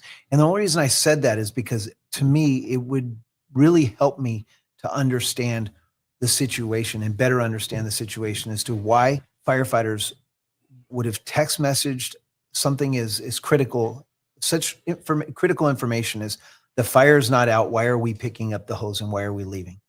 And the reason why is because I would want to hold whoever was responsible for making the decision, having been given that information, accountable for making such a decision. I have also said since the very beginning, not having seen those text messages, I have to treat them as if they really did happen. And I have to be concerned about that. Moore says the whole text message scandal forced the creation of a new mop-up policy, including hiring a special line crew. LA County Fire Chief Anthony Maroney says he too wants to clear up some misinformation about the Eaton fire in Altadena. Neither myself nor any of the unified incident commanders gave any stand-down orders to let homes burn. Maroney says when fighting wildfires, they have 3 primary functions: to do perimeter control, structure defense, and to rescue people who can't get out of harm's way, who can't self-evacuate. Law enforcement has the responsibility for evacuations. That's codified in the penal code. But the fire department assists in rescuing people who can't get out of harm's way. All the chiefs do agree that one of the frustrating parts of fighting wildfires in the early stages is having to give up firefighters to help with evacuations and rescues, which reduces the number of firefighters to help with the initial fire attack. It is now 7:27. The time check sponsored by Jerry Kelly Heating, Air Conditioning, Electrical, and Plumbing. It's time for a $98 furnace tune-up. How many of you think taxes will go up in the future? And if they do, who will get hit the hardest? Maybe it's you, headed for retirement. You've been saving in that 401k or IRA for years, and that money has never been taxed. And Uncle Sam is looking at that account like it's a big, juicy steak. What can you do about it? Join the All Financial Group for their Taxes in Retirement Seminar, Thursday, January 22nd or Tuesday, the 27th. They believe a financial plan is not a retirement plan without a tax plan. Reserve your spot today by calling 636-230-8824. That's 636-230-8824. Or go to yourmoneymattersstl.com. Investment advisory products and services made available through Impact Partnership Wealth, LLC, IPW, a registered investment advisor. Neither the firm nor its agents nor representatives may offer tax or legal advice. Individuals should consult with their qualified professional for guidance before making any purchasing decisions. Well, it's 2026. Wishing everybody a better year than last year. Wishing everybody succeed on their resolutions.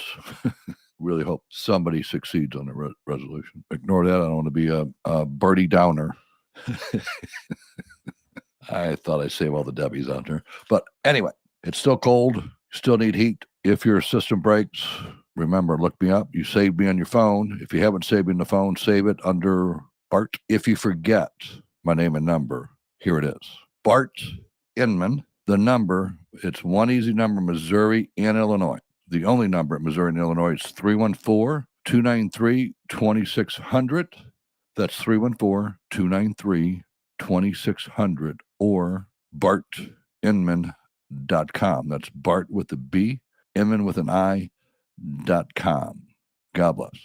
And Happy New Year. With the new IHOP value menu, $6 is all it takes to go to your happy place, where stacks of pancakes with bacon and eggs are just $6 every day. French toast, sausage, and eggs are, you guessed it, $6. And fluffy omelets come with a side of pancakes and only cost $6. Go to your happy plates every day at IHOP. $7 in some locations. Available every day for a limited time at participating restaurants in the U.S. Hours may vary. No substitutions. Not valid with other discounts or promotions. Prices may vary. It is 7:30, and right now in downtown St. Louis, it's mostly clear, 49 degrees in downtown St. Louis. I'm Debbie Monterrey. And I'm Tom Ackerman. Let's check on any issues out there on the roads. Roger Brand, Overhead Door Company of St. Louis Traffic Center.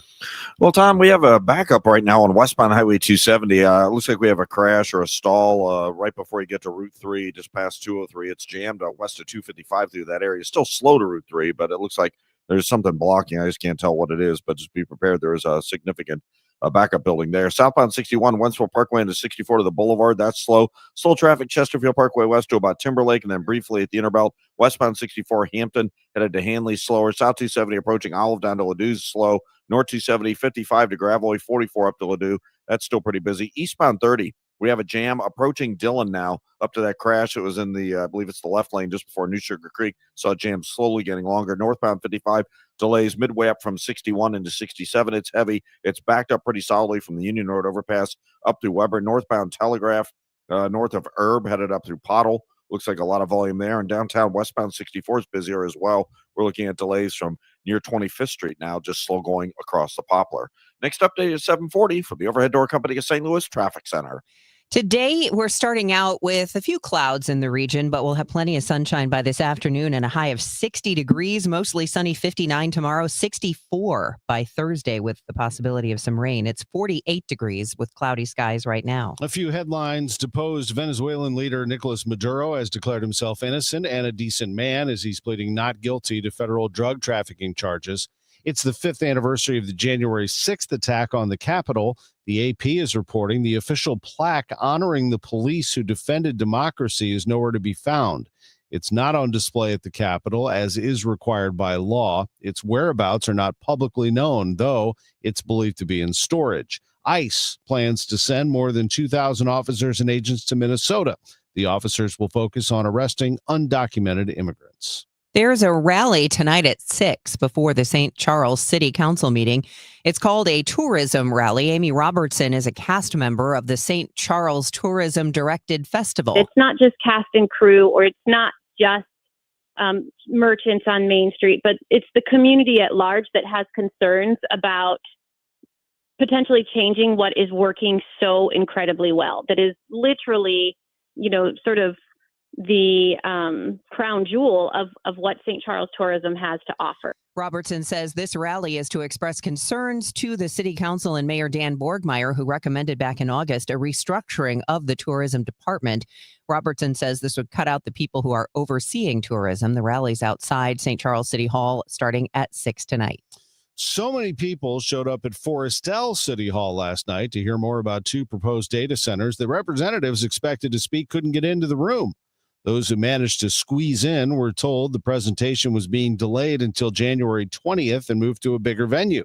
City Administrator Todd Stryler told the Post-Dispatch they had no idea they'd have that big of a crowd. 2 out-of-state firms have expressed interest in about 400 acres of land along I-70. The developers have not been named. No more Schnucks mailers. The grocery chain is ending the practice of sending the printed weekly ads through the mail, although they will still be available at store entrances. Schnucks says more customers are shifting to digital communication, and the weekly ad can be accessed on the Schnucks Reward app. The news sponsored by Michael's Flooring Outlet, the flooring experts, michaelsflooringoutlet.com. We'll check your Money Minute next at 7:34. For 100 years, KMOX has been the voice of St. Louis, informing, entertaining, and connecting our community.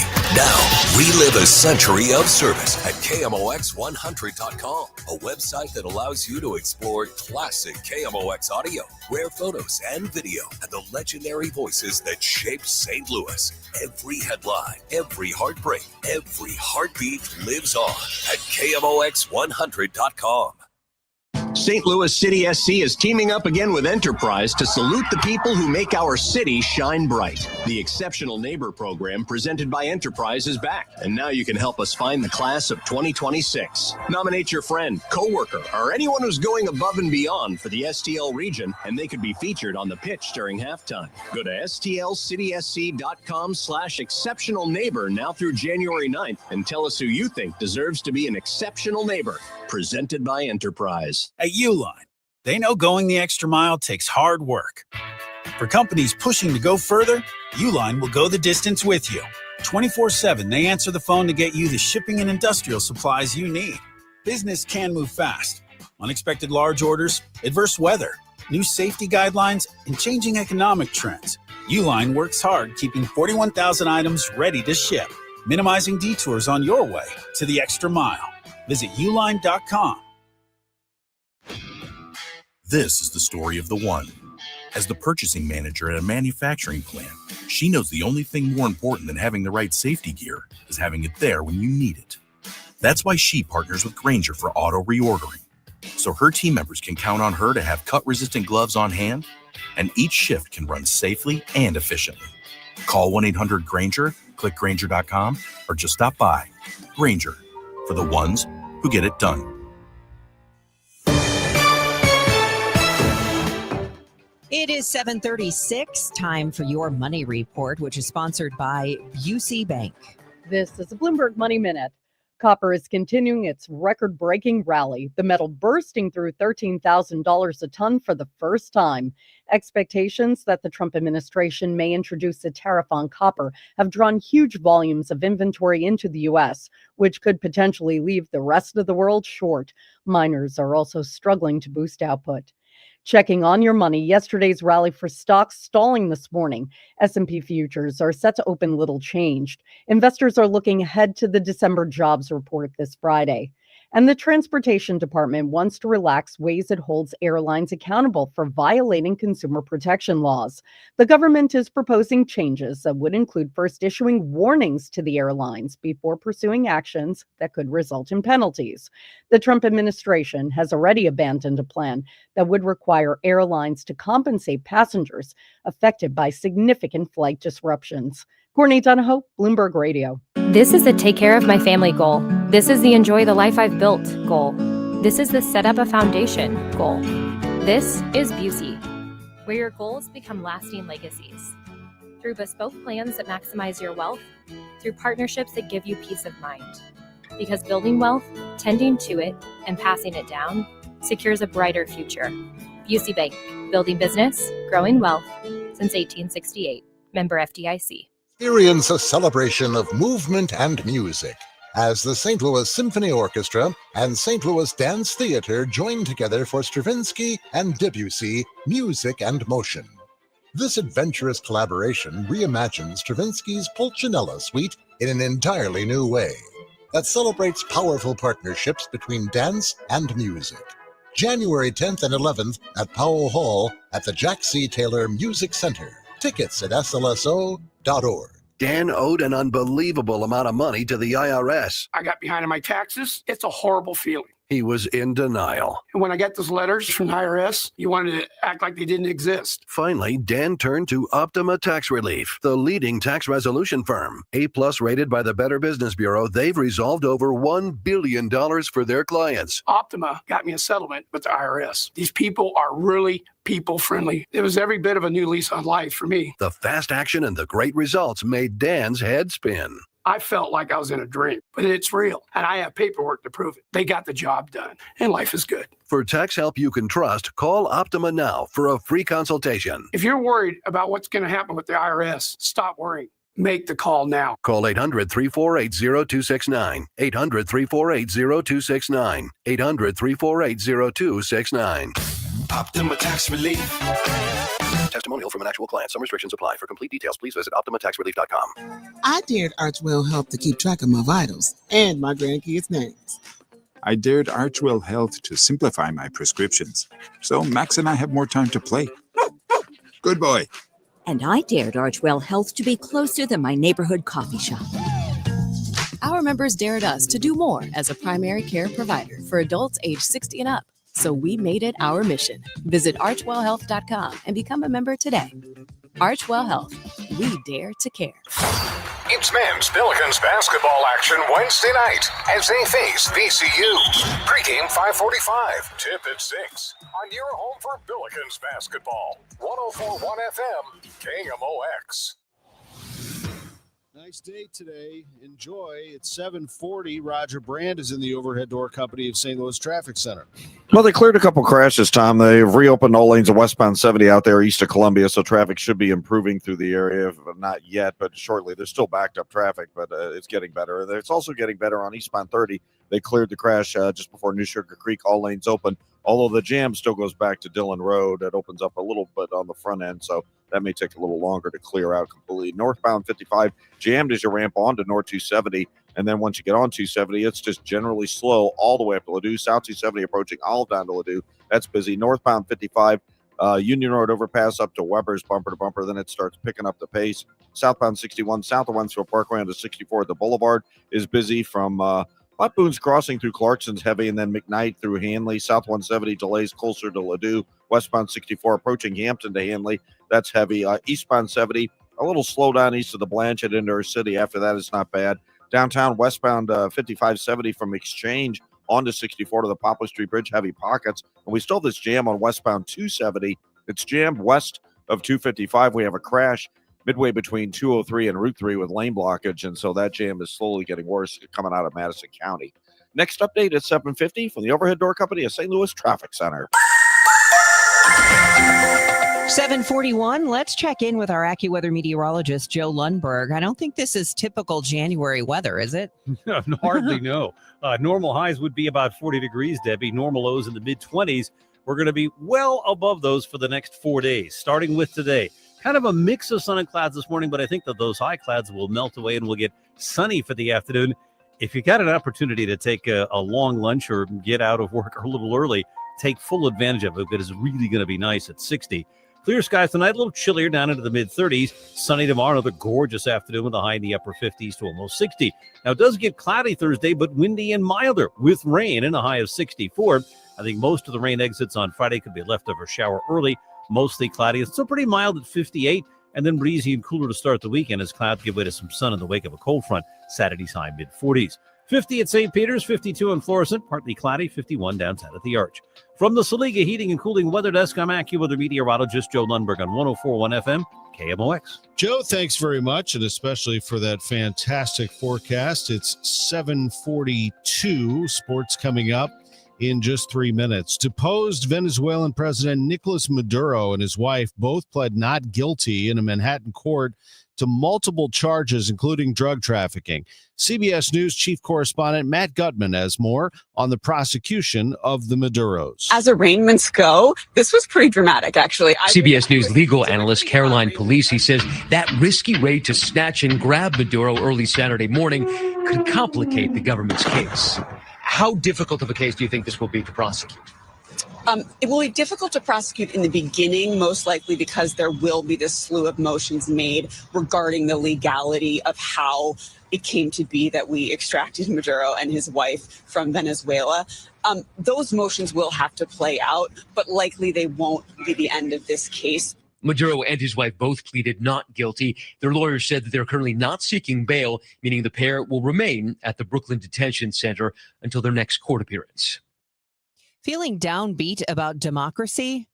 You're not alone. I'm Vicki Barker at the Foreign Desk. An international poll finds widespread dissatisfaction with government and pessimism about the future. Consultants FGS Global surveyed voters in 27 countries, including the U.S. and Europe. More than 2/3 said their political system is failing people. About half believed public institutions are mostly wasteful, ineffective, and badly run. And 73% believe life will be even harder for the next generation. Vicki Barker, CBS News. House Democrats are holding an informal hearing to commemorate the January 6th attack on the U.S. Capitol. House Minority Leader Hakeem Jeffries says Democrats plan to honor police officers who defended the Capitol on January 6th in a hearing Tuesday.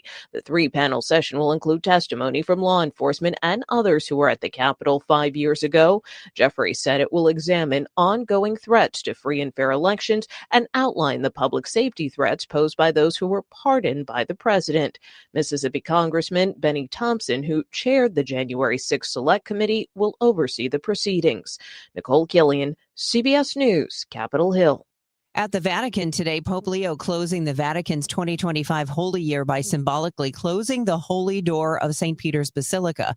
That ends a jubilee that was historic in that it was opened by one Pope, Francis, and closed by his successor, Leo. The Pope today urging Christians worldwide to help those in need and treat foreigners with kindness. It's 7:45. We welcome in the U.S. Figure Skating Championships. A number of people throughout the region making their way in for this enormous event, getting set up for the U.S. team for the Olympics. We're going to find out who makes the Olympic team. The U.S. Figure Skating Championships, internationally known, and St. Louis will be hosting in two locations. Centene Community Ice Center, which has been buzzing here recently, and Enterprise Center, which will have its first major event tomorrow night. Here is Blues coach Jim Montgomery. He's been wrapped up in it as well. I've always enjoyed watching figure skating, whether it's the dance, the pairs, or, the singles. Just the artistry they make skating look and the stuff they do in the air is captivating. And I was talking to them about, how they practice. And then I also the juniors are skating over on the other rink. I said, I'd have them take a twirl out there because it's a little softer on that side. And I think it matters to them more than it does us hockey players. There's Jim Montgomery, the Blues coach. His team is practicing as well, getting ready for a Wednesday night contest at Chicago. Alexei Toropchenko recently a 2-year extension. Well, it's, you're always happy when a guy gets rewarded. And we keep a nucleus guy. To me, Torpo has earned everything he's got, and he came in. I don't know if he was a 4th-round pick or a 3rd-round pick. I don't know that part. But I know he wasn't a 1st-round pick. And, he came here, and I remember Costin was ahead of him. And he surpassed him because of his work ethic, and he had the ability to penalty kill, and he wanted to do that. He had the ability to forecheck and hound. And you see his game continue to grow. And again, I always say he's the kind of guy, he might only score 7 or 11 goals in the regular season. But when you get in the playoffs, guys like him, like last year, their line scored more than our other 3 lines did 5-on-5 because you win with those guys. You need to have skill to get into the playoffs. You need guys like Torpo to win in the playoffs. And because of his penalty killing and his length and his speed, he helps you win every night in the regular season too. Blues are 3 points out of a playoff spot in the Western Conference. They visit the Blackhawks tomorrow. 8:30 is the scheduled time, but puck drop will probably be closer to 9 o'clock because it's on national TV from the United Center on TNT. Tomorrow night on KMOX, it's a 6 o'clock tip for SLU and VCU.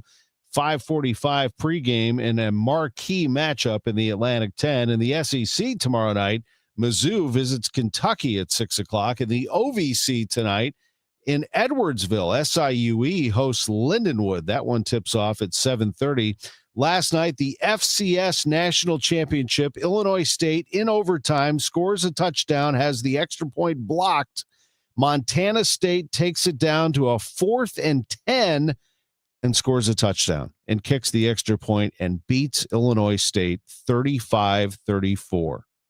I'm Tom Ackerman on the voice of the Cardinals and the Billikens, 104.1 FM, KMOX. Fairwinds River's Edge is more than a place to live. It's a place to belong. Come see why we have been voted Best Independent Senior Living Community for 4 years in a row by U.S. News and World Report. We think you'll like it here, and the experts agree. Come see us for yourself. Call to schedule a tour and complimentary lunch, or to learn more about our upcoming App University that can help enhance your everyday life. Find us online at fairwindsriversedge.com. Winterfest is back for the 10th year in Keener Plaza, now through January 11th. Enjoy Winterfest traditions, including ice skating, s'mores, and igloos underneath 100,000 twinkling lights in the shadow of the Gateway Arch. Grab a bite or drink from downtown favorites and enjoy a family-friendly New Year's Eve fireworks spectacular. Winterfest, hosted by Gateway Arch Park Foundation, presented by Bank of America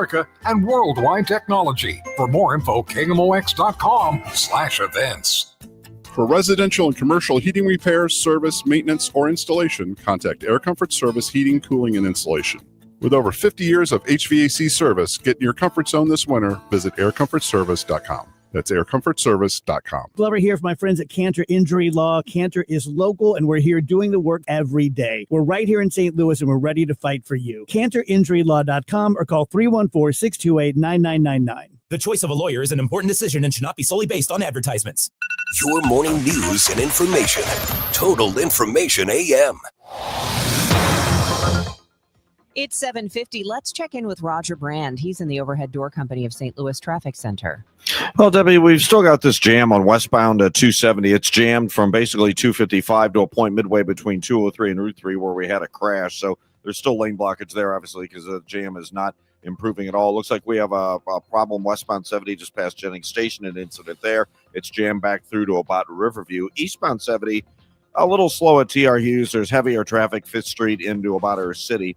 Eastbound 64 coming through Prospect, sort of slow east of Boone's Crossing through Clarkson, from Lindbergh through the Interbelt. Westbound 64 backs up Science Center to Clayton Skinker, then slow all the way to Hanley, and Clayton Worcester to Ballas is kind of crowded. South 270, Dorset down to Ladue is busy now. North 270 still north of 55 all the way to Ladue, pretty heavy. Northbound 55 backed up Union Road through Weber, but slow all the way to Virginia. On the Illinois side, downtown, westbound 70 has delays from Packers Avenue across the Muso Veterans Bridge, and 5570 at Exchange onto 64, still slow all the way across the Poplar. Route 3 northbound is backed up almost to Monsanto as well. And westbound 5570 is past Route 40. I'm seeing a little bit of a delay. Next update is 7:58 from the Overhead Door Company of St. Louis Traffic Center. Weather looks good today, Roger. We're looking at sun and a high of 60 this afternoon. Tonight, clear low 35 degrees. Tomorrow, sunny and nice, says Joe Lundberg, with a high of 59. Thursday, Friday, periods of rain here and there, but otherwise a high around 60 degrees. Currently, it's clearing up in downtown St. Louis. Looks nice out there, 50 degrees.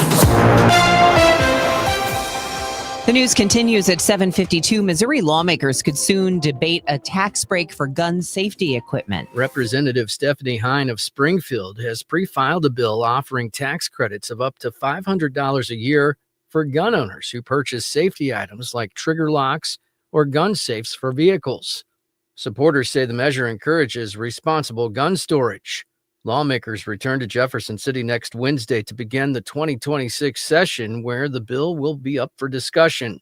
Matt Pilger, Missouri Net. Illinois has secured its first civil hate crime ruling under expanded state law, stemming from a case in Carroll County.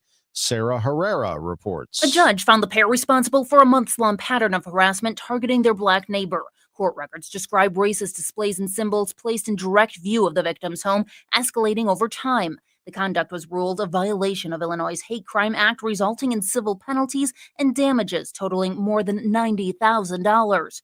The case was filed by the Illinois Attorney General's office and is the first civil hate crime lawsuit brought under expanded state law. The University City Big Bend Metrolink station will reopen to service today, 1 week ahead of schedule. The station has been temporarily closed since mid-December for the installation of new infrastructure and upgrades through the Secure Platform Plan. It enhances customer safety and improves the passenger experience on Metrolink with new security gates, fencing, and real-time surveillance cameras. Big tech companies will be showing off in Vegas. CBS News correspondent Jesse Mitchell with a preview of the CES. Hyundai-owned Boston Dynamics and LG showed off their latest humanoid robots. NVIDIA also brought out its new tiny robots as its CEO played up the company's next generation chips and announced that its AI technology is taking on autonomous driving systems. And the news continues here on KMOX. Anti-theft technology in cars starting to pay off. A Ford product to prevent vehicle theft is having an impact. Ford debuted stolen vehicle services on its pickups. Now it's moving to other vehicles. It can notify you if your vehicle is stolen, let you track it. It even has something called Start Inhibit that lets you temporarily prevent the vehicle from even starting. We know that's reducing the level of risk that our customers have.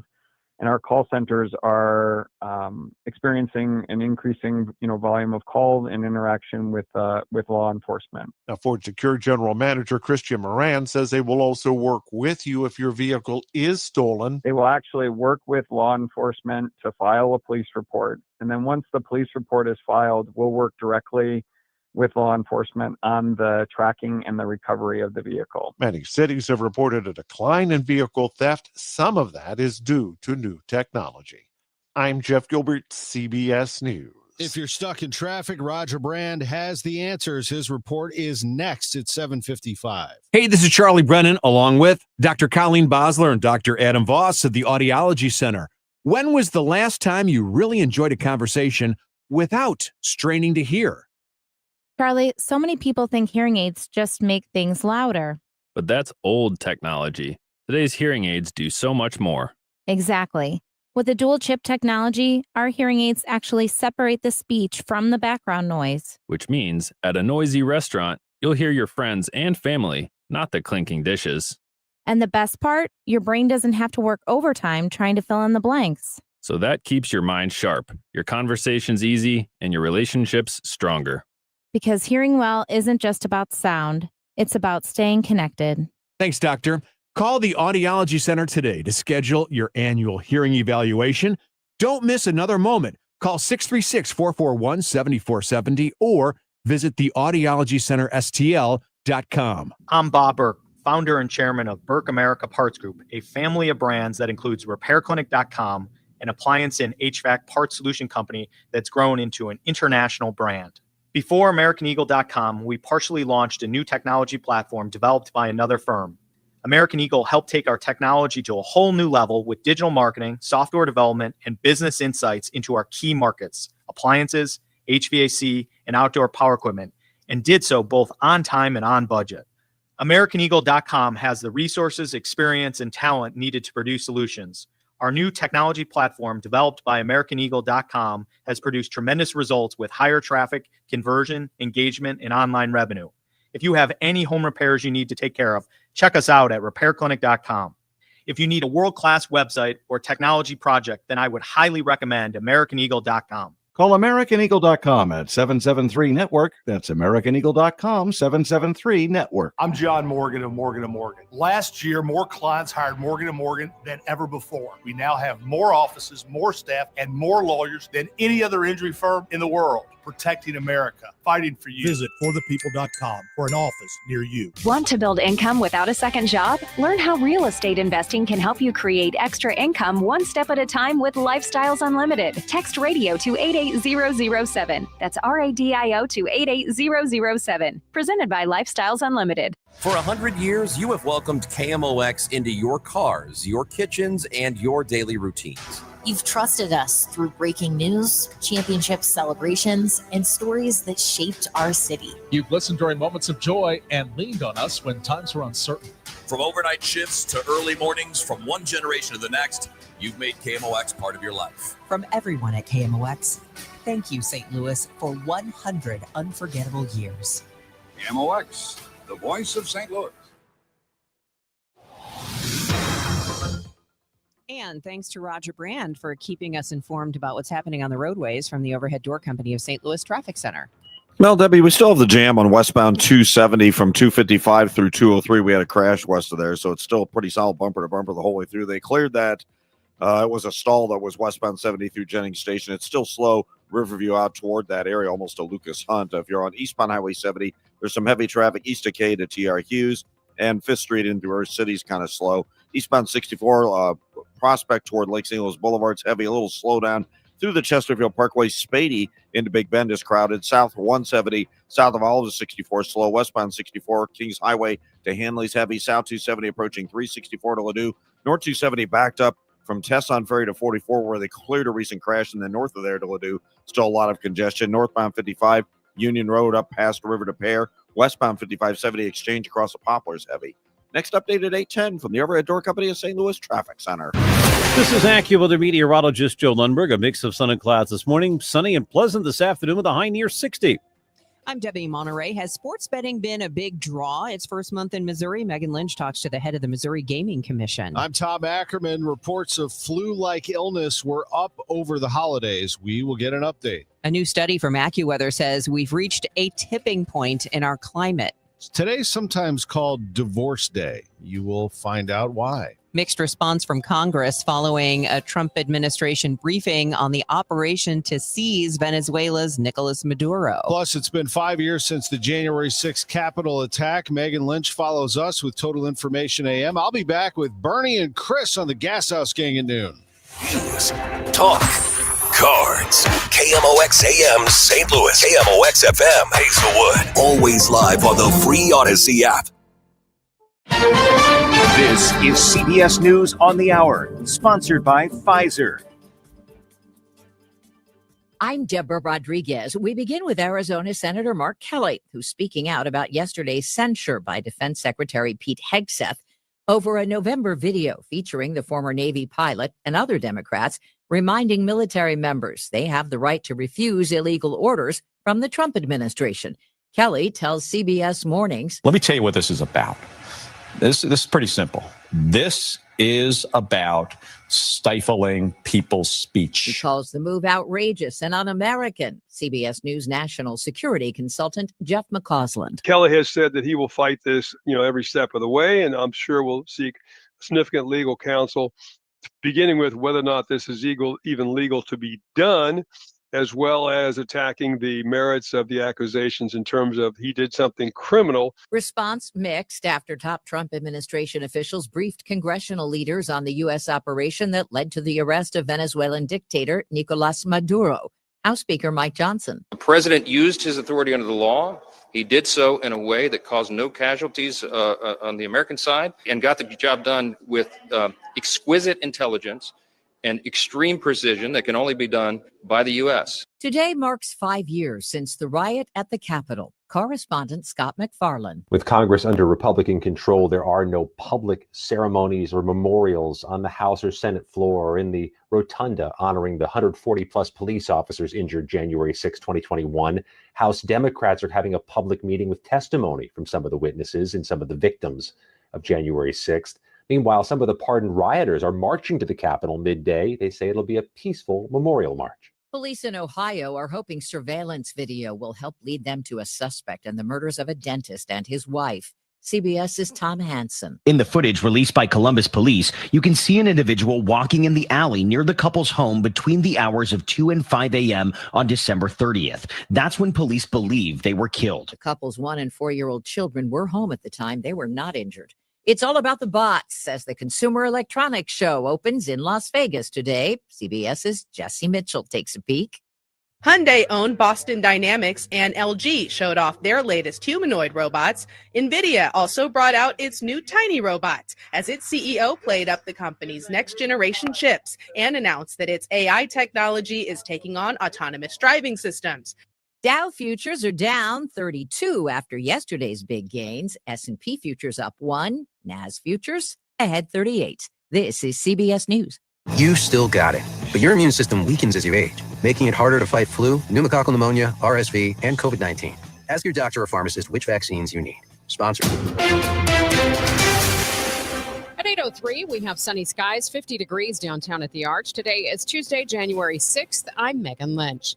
An issue that appeared to die down in St. Charles City is back, and the community wants to make sure people come out tonight to show support to their opposition to Mayor Dan Borgmeyer making any changes to the people who run tourism. The rally will be outside St. Charles City Hall at 6 o'clock this evening before the council meeting. Amy Robertson is a cast member of the St. Charles Tourism Directed Festival and talked with KMOX. She says changing the city's tourism has many implications. Mayor Dan Borgmeyer wants to revamp the tourism department, something that he floated back in August. One of the things that is working the best in St. Charles is the festivals that are sort of the specialty or signature festivals that are put together by the CVB and the tourism department. And specifically, there are two individuals who oversee the majority of those events, and removing them will change everything about the festival in that they're the ones that sort of understand the secret recipe to make it work so very well. And so if we were to lose that leadership, a good number of cast and crew would choose to walk away as well, which in the first season probably would not impact attendance and therefore the merchants as much. But I think as people start to realize that something's not quite the same, in subsequent years, it would directly impact the merchants because we're going to see a decline in the number of people choosing to come to the festivals, specifically for the festivals. Maria Kina, KMOX News. So many people showed up at Forrestal City Hall last night to hear more about two proposed data centers that representatives expected to speak couldn't get into the room. Those who managed to squeeze in were told the presentation was being delayed until January 20th and moved to a bigger venue. City Administrator Todd Stryler told the Post-Dispatch they had no idea they'd have that big of a crowd. Two out-of-state firms have expressed interest in about 400 acres of land along I-70. The developers have not been named. The St. Louis police chief now working a second job to make up lost income. Chief Robert Tracy will serve as the education consultant with UMSL's Department of Criminology and Criminal Justice Center. This comes after the St. Louis Police Foundation announced it could no longer contribute an extra $100,000 to Tracy's salary. If you or someone you know has the sniffles, you're not alone. Flu, COVID, and RSV cases all on the rise in Illinois. The state's Department of Public Health dashboard shows flu, COVID-19, and RSV cases are all trending higher, with flu activity leading the way at a very high level for the week ending December 27th, followed by COVID-19 activity at a moderate level and RSV activity at a low level. Nationally, the Centers for Disease Control and Prevention estimates there have been at least 7.5 million illnesses, 81,000 hospitalizations, and 3,100 deaths from the flu so far this season. Mai Martinez. Is the outlook any different in Missouri? At 8:30, I'll talk with a state epidemiologist with the Missouri Department of Health to find out. The Trump administration has taken the unprecedented step of dropping the number of vaccines the government recommends for every child. Many health experts are reacting angrily. Dr. Jason Goldman is president of the American College of Physicians. I suspect this is going to have generational impact on the children and health of our country because we are going to see a resurgence of diseases that we haven't had to deal with. The overhaul is effective immediately, meaning the CDC will now recommend vaccines against 11 diseases, but no longer broadly recommend protection against the flu, rotavirus, hepatitis A, hepatitis B, and some forms of meningitis or RSV. Fred Bottomer, KMOX News. For the first time since the May 16th tornado, students and staff returned to 3 St. Louis public schools that had been damaged in the storm. Washington Montessori Elementary, Yateman Liddell Middle, and Beaumont Trade Schools reopened. Washington first grade teacher Lindsay Digger said the school felt like a safe oasis from the devastation that still surrounds the Fountain Park neighborhood. According to the Post-Dispatch, repairs are described as short-term. Windows, floors, and roofs, along with plumbing, electrical, and HVAC systems. FEMA estimates about $5.5 million of damage to 11 buildings in the district. From the business desk, sponsored by Krentz Financial Group, KFGadvisors.com, no more Schnucks mailers. The grocery chain ending the practice of sending the printed weekly ads through the mail, although they will still be available at store entrances. Schnucks says more customers are shifting to digital communication, and the weekly ad can be accessed on the Schnucks Reward app.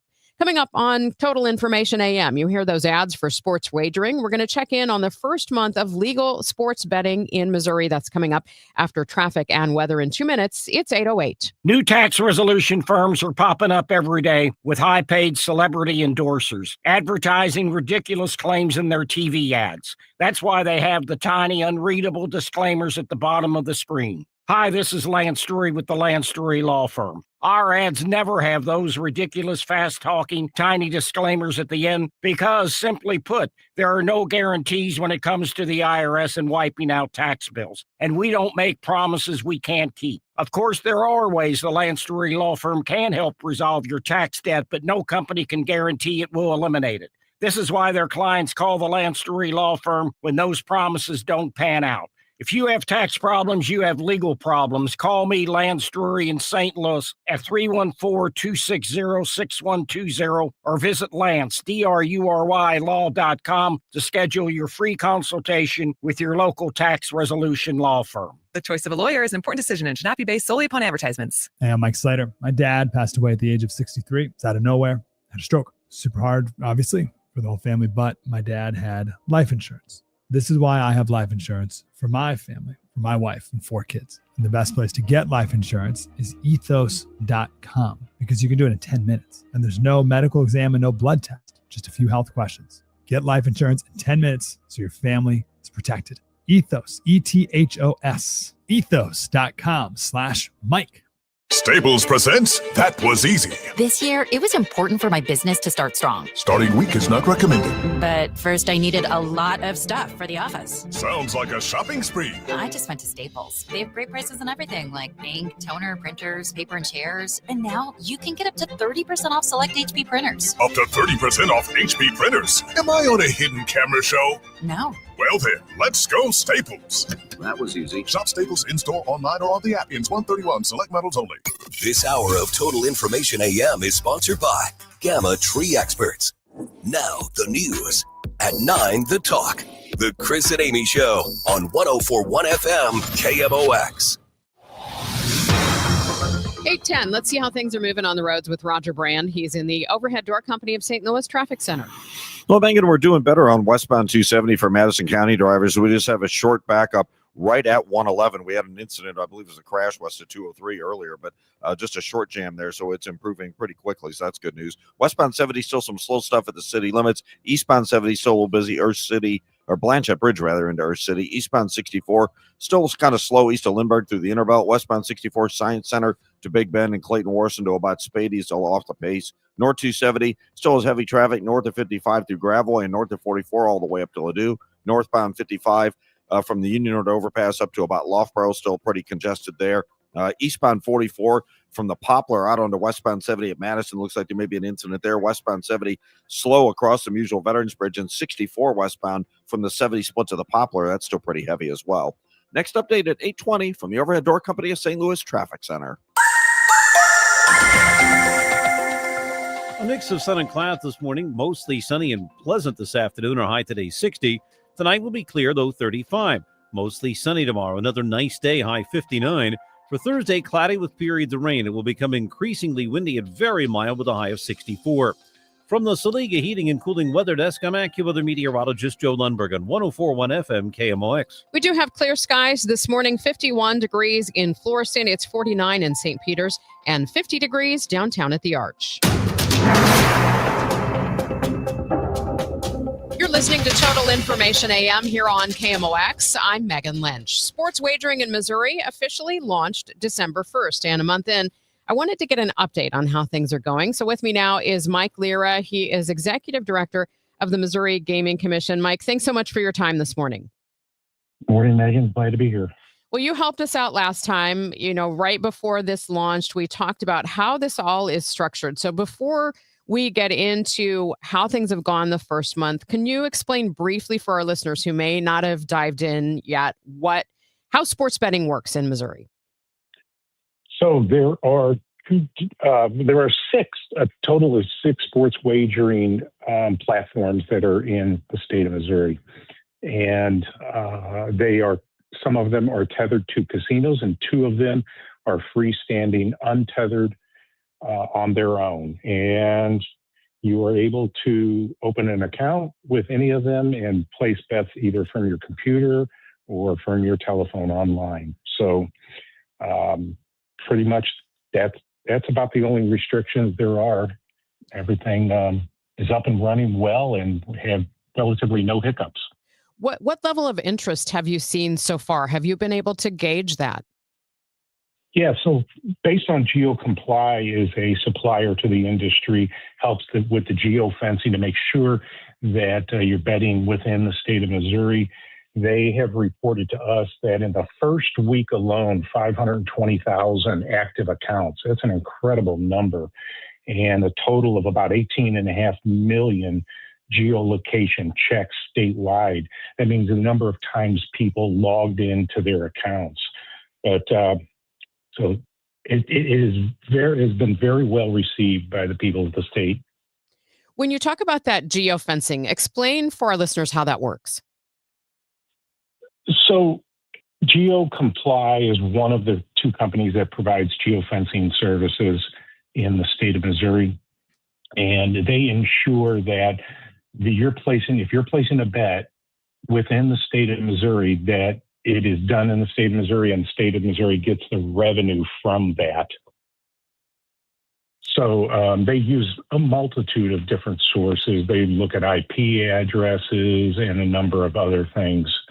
It's a complicated process, but it works quite well, and they can narrow it down to within a few feet. And that's what happened leading up to this, prior to Missouri enacting this, that people would cross the state line, and literally as soon as you cross the state line, you were able to place a bet from another state.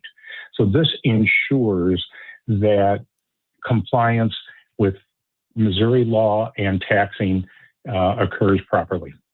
When we talk about that 520,000 accounts that they have measured at this point, do we know how that compares, for example, with other states when they first launched sports wagering? Well, we've looked at other states. It was pretty robust by our opinion. We didn't expect that many, but I think when Kansas launched a couple of years ago, 2 or 3 years ago, I don't think it was that strong of an opening day, let's say.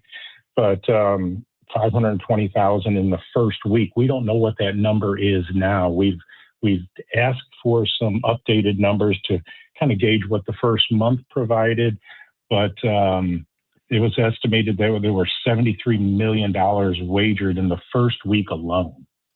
And since then, we don't have any updated numbers that will come later this month.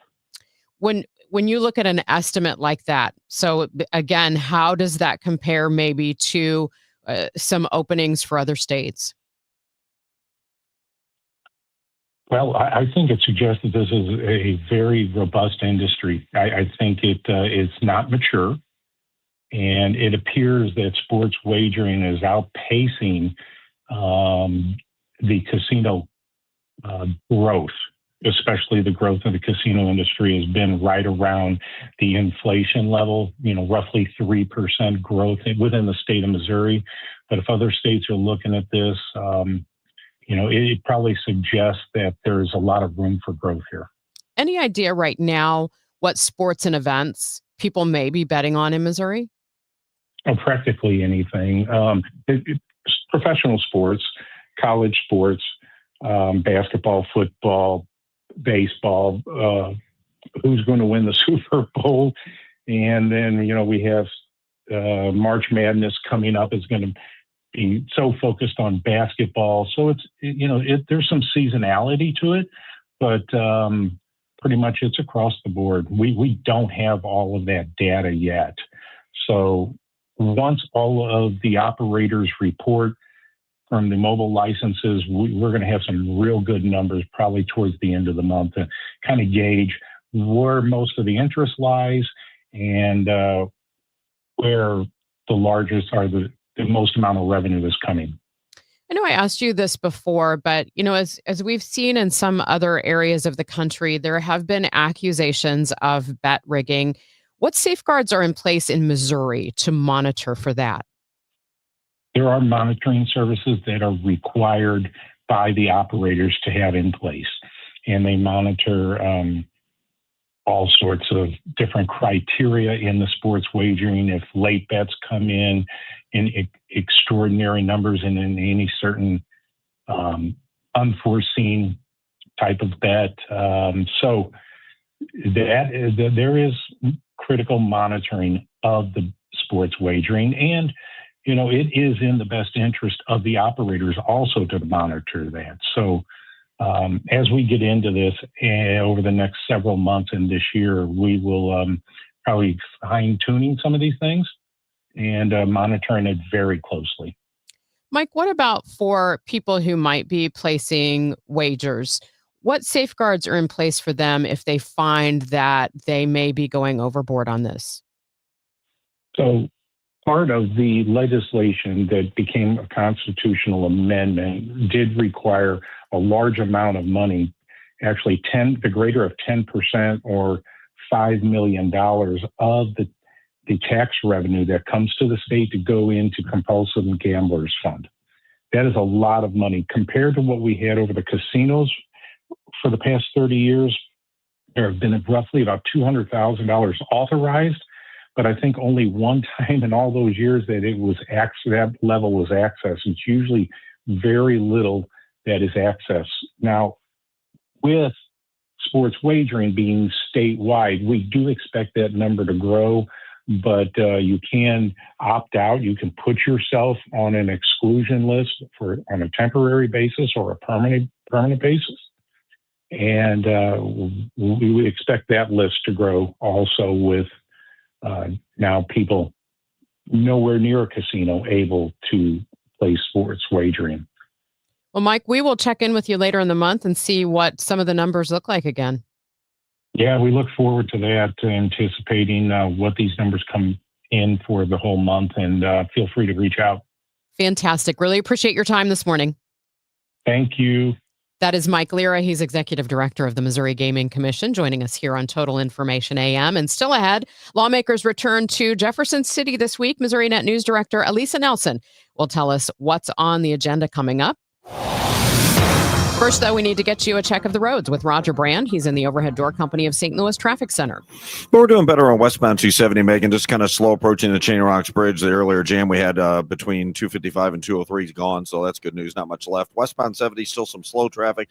Well, first of all, coming out from downtown, eastbound 44 onto westbound 70 out to Madison is slow, and then Riverview out through Jennings Station is kind of crowded. Eastbound 64, Mason into 270s busy. East of Lindbergh into about Big Bend. Westbound 64, Science Center to Hanley's kind of busy. Northbound 270, a backup briefly at 44. Then it's just slow all the way up to Ladue, but the southbound side through there looks good. A few slowdowns on 44. There's a crash before 109. They have the right lane blocked. It's a little slow there. It's slow east of Elm to Laclede Station and Jamison through the southwest area. Northbound 55, north of Bayless up to River to Pears, busy. Downtown, westbound 64 from 3rd Street to the Poplar. That's still slow. Next update at 8:30 from the Overhead Door Company of St. Louis Traffic Center. Looks like we'll have sunny skies. It'll be a pleasant afternoon. Expect a high of 60. Right now, we've got sunshine, 50 degrees downtown at the Arch. It's Tom Ackerman. I've known Jim Brennan, the president of McKelvey Homes, for years. They always do it the right way.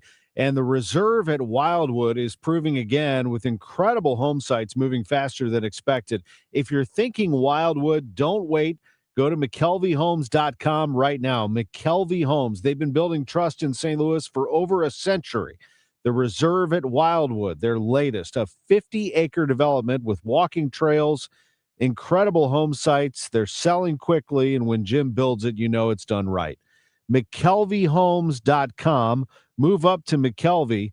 Park-like settings, walking trails, top-rated schools, minutes from Wildwood Town Center. McKelvey Homes, now selling the Reserve at Wildwood. Again, go to McKelveyHomes.com before they're gone. 1898 is when McKelvey Homes was founded. Missouri's oldest home builder. Move up to McKelvey. You know that Big Bargain detergent jug is 80% water, right? It doesn't clean as well. 80% water? I thought I was getting a better deal because it's so big. If you want a better clean, Tide Pods are only 12% water. The rest is pure, concentrated cleaning ingredients. Oh, let me make an announcement. Attention shoppers, if you want a real deal, try Tide Pods.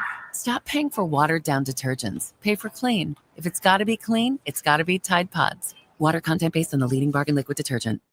Are you 50 or older? This news is for you. The CDC recommends you get vaccinated against pneumococcal pneumonia.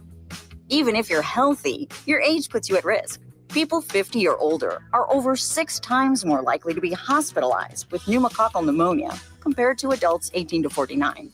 Just one shot can help protect you. Learn more and schedule at vaxassist.com. That's VAXassist.com. Sponsored by Pfizer. This holiday season, when you get them STIHL, batteries are included. Buy select battery tool sets and get a free extra battery. Visit STIHLUSA.com for gift ideas and seasonal savings. Happy holidays from STIHL. Offer valid for a limited time only at participating dealers while supplies last. I'm Megan Lynch. Thanks for joining me this morning for Total Information AM here on KMOX. A new session of the Missouri legislature opens this Wednesday. It's an election year, and that could impact what gets done in Jefferson City. Joining me now, Elisa Nelson, news director for Missouri Net. Thank you so much for being with me this morning. You bet. No problem, Megan. Have you seen anything interesting so far in some of the pre-filed bills? Oh, yeah. There are some real off ones that, I don't know that they're going to get any hearing time. But there are some that are really interesting that could get some hearing time and maybe even move forward. I think the main ones that people should really pay attention to are the income tax cut proposals. I think Republicans, since they have this super majority, they're going to try and get something on income tax cuts this year. I think a lot of the time is going to be spent on the state budget because that's the one responsibility that the legislature has is to pass a state budget. And so they've got to get that done. And it's going to be a tight budget year, I think, for the next couple of years at least. So there's going to be some real picking and choosing and not so much some pet projects this time around, I think. And I also think people should watch and see if there's going to be a child care tax credit package that might move through the legislature to try and expand access to child care in the state because it's tough right now for people who are trying to access child care. So I really think those are the 3 probably top things that folks need to pay attention to. When it comes to the budget and the state's cash flow, what's the picture right now? You mentioned it's going to be tight. Yeah, we still have money in reserves, but that money is going to deplete very quickly, and it has over the past couple of years. And that's because a lot of that is federal money from the pandemic. And so we have to spend that money by a certain time. We're going to be penny pinching, I think, over the next couple of years at the very least. And it's going to be really different because we're not going to have all of that federal money. So we might have $5 or $6 billion in the bank right now, but if we spend the way that we're spending the last couple of years, those reserves are going to run out. Elisa, thank you so much. Really appreciate the preview. You bet. No problem. That is Elisa Nelson with Missouri Net joining us this morning here on KMOX. Coming up, do you feel like so many people that you know are sick with the flu? We're going to get the actual numbers from the state coming up next. It's now 8:27. This time check sponsored by Jerry Kelly Heating, Air Conditioning, Electrical, and Plumbing. It's time for a $98 furnace tune-up. KMOX celebrating 100 years. Presented by Purina. Your pet, our passion. Now, a KMOX pioneer. For nearly 4 decades, no one shaped KMOX more than Robert Hyland. When he took over as general manager, Hyland transformed KMOX into the nation's first major all-talk radio station with At Your Service. I think it's been a vehicle, it's been a forum for people, and it's brought people closer. That's what we're trying to do, air the views so we can put them out on the table and then dissect them and talk about them among ourselves and also with the experts and so-called experts on at your service. He built KMOX into the sports voice of St. Louis, securing partnerships with the Cardinals, Blues, Football Cardinals, and Mizzou, and turning the station into a national powerhouse. A tireless leader, Robert Hyland turned KMOX into what CBS founder William Paley called the jewel in the CBS crown. Robert Hyland, a KMOX pioneer. This is the story of the one. As an HVAC technician, he and his digital multimeter are in high demand. So when a noisy office HVAC turns out to be a failing blower motor, he doesn't break a sweat. With Grainger's easy-to-use website and product information, he selects the product he needs to keep everything humming right along. Call 1-800-GRAINGER, click Grainger.com, or just stop by. Grainger, for the ones who get it done. With the new IHOP value menu, $6 is all it takes to go to your happy place, where stacks of pancakes with bacon and eggs are just $6 every day. French toast, sausage, and eggs are, you guessed it, $6. And fluffy omelets come with a side of pancakes and only cost $6. Go to your happy plates every day at IHOP. $7 in some locations. Available every day for a limited time at participating restaurants in the U.S. Hours may vary. No substitutions. Not valid with other discounts or promotions. Prices may vary. I do appreciate all the referrals that we receive daily. It is phenomenal. I've said it. I can't say it enough how much I do appreciate the referrals. With that being said, if you do refer me, you're in great hands. I will not sell homeowners that work hard for their money, just like myself, crap that they do not need. But if you want good quality, man, you can't even say cheap anymore. I don't think I can even say cheap you can't even go by price. Okay, that's another commercial. Call me, Bart Inman, one easy number, Missouri and Illinois, 314-293-2600. Remember, it's the only number, Missouri and Illinois, 314-293-2600 or bartinman.com. Now that's Bart with a B, Inman with an I.com. At 8:30, let's head over to the Overhead Door Company of St. Louis Traffic Center, see what the situation is on the roads. Here's Roger Brand. Well, Megan, they've got a report of a crash northbound 270 north of Gravel. They just dispatched a bunch of emergency crews to it. I can't see it right now. I can see traffic at Gravel and midway up to 44, and it's all moving fine through there. So it may be closer to 44 on North 270, but it even looks good there. So we'll keep an eye on it and see what develops at that point. But as far as North 270 goes, you do have slow traffic northbound 270 running through that area is fine, like I said, but north of there, it's still busy north of 44 all the way to Ladue, eastbound 64, east of Lindbergh into Big Bend's heavy, westbound 64 Science Center, all the way to about Hanley is still slow, northbound 55 a little busy, north of Bayless up to River to Pear downtown, westbound 64 west of 3rd Street to Poplar, and westbound 70 that still has slow traffic. Let's call it like Kings Highway out almost to Lucas Hunt. We had an earlier stall near Jennings Station. Next update at 8:40 from the Overhead Door Company of St. Louis Traffic Center. Thank you, Roger. From the Saliga Heating and Cooling Weather Desk, it looks like we are going to have sunny skies today. It's going to be a pleasant afternoon with a high around 60. Clear skies tonight with an overnight low of 35. And then tomorrow, mostly sunny and nice day, a high around 59. For Thursday, we may see some rain sneak in. It's going to be windy, a high of 64. Right now, we do have sunshine this morning, 51 degrees in Florissant, 49 in St. Peter's, 50 degrees downtown at the Arch. For 100 years, KMOX has been the voice of St. Louis, informing, entertaining, and connecting our community. Now, relive a century of service at KMOX100.com, a website that allows you to explore classic KMOX audio, rare photos and video, and the legendary voices that shaped St. Louis. Every headline, every heartbreak, every heartbeat lives on at KMOX100.com. Attention, have you racked up $10,000 or more in credit card debt? Are you barely getting by making minimum payments? With credit card debt reaching all-time highs, National Debt Relief is notifying consumers about significant debt relief options currently being made available to help those with overwhelming credit card debt. These options may reduce a large portion of credit card debt for those who qualify.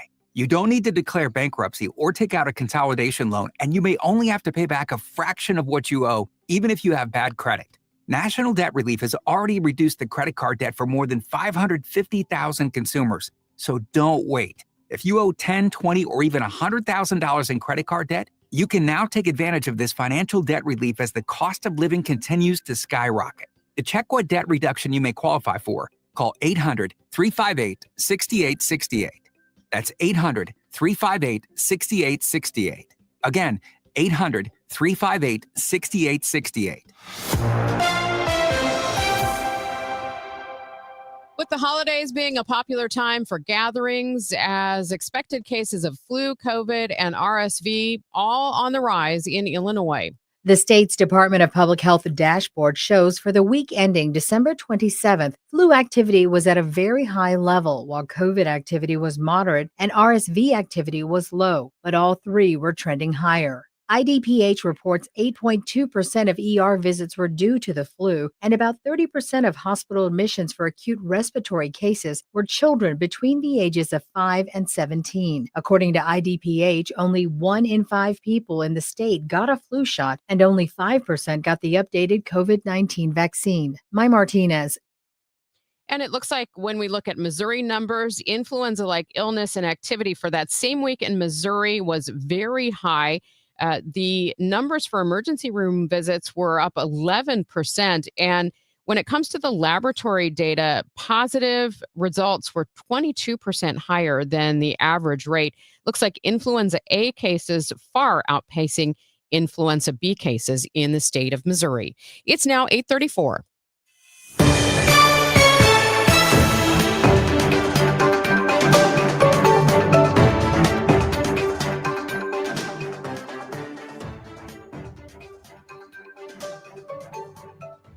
This is a Bloomberg Money Minute. Oil stocks jumped yesterday after President Trump pledged to revive the Venezuelan energy sector. Shares of Chevron, which is the only American oil major currently operating in the nation, surged more than 5%.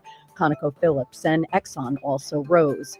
Energy, along with tech shares, gave a big bump to the market yesterday. The Dow rose 595 points. This morning, it's a little quieter. Stock futures are making small moves this Tuesday. Philippine fast food chain Jollibee is expanding quickly around the world and taking aim at rivals, including McDonald's.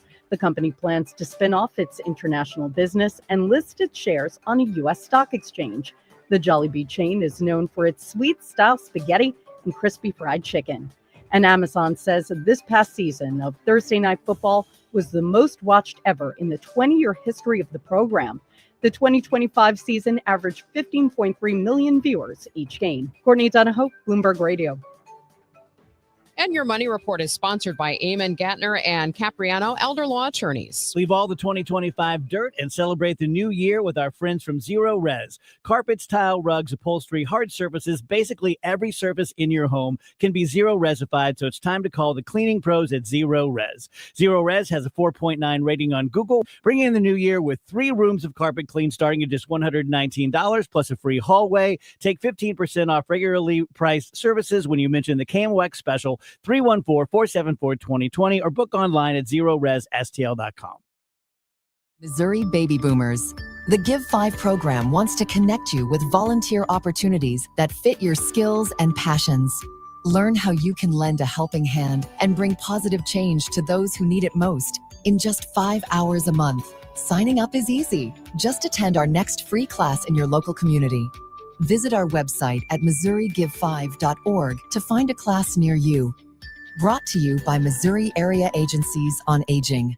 Hey, good morning. You're heading to the airport, right? Yep, thanks for checking. I like the car. How long have you been a rideshare driver? About 3 years now. I really enjoy it. Isn't it hard to make money these days with the price of gas being so high? Not for me. I use Upside, the free app that gives you cash back for every gallon of gas you buy. Wait a minute. Are you saying you actually get real money back when you get gas with the Upside app? Yep, I get real cash back every time I get gas. Does that actually add up to anything? I'll make around $200 to $300. Wow, that's serious extra cash. I'm downloading the Upside app now. Download the free Upside app now to earn real cash back every time you buy gas. Use promo code RAIN to get up to a $5 per gallon bonus on your first tank. You can cash out anytime, right to your bank account, PayPal, or a gift card for Amazon and other brands. Just download the free Upside app and use promo code RAIN to get up to a $5 per gallon bonus on your first tank. That's code RAIN.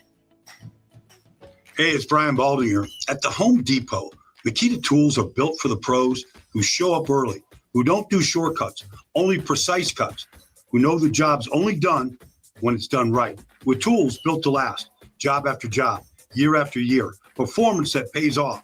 When the job calls for the best, call on Makita. Built to be the best. Available at the Home Depot. How pros get more done. Want immediate cash for your home or see what your home is really worth in today's market? Find out for free from the local experts, my friends Mark and Neil Gelman of eXp Realty. Check out thegelmanteam.com today. That's thegelmanteam.com.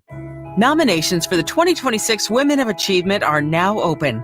The St. Louis Area Award is the oldest ongoing program in the area whose sole mission is to honor and recognize the volunteer service and volunteer leadership of women.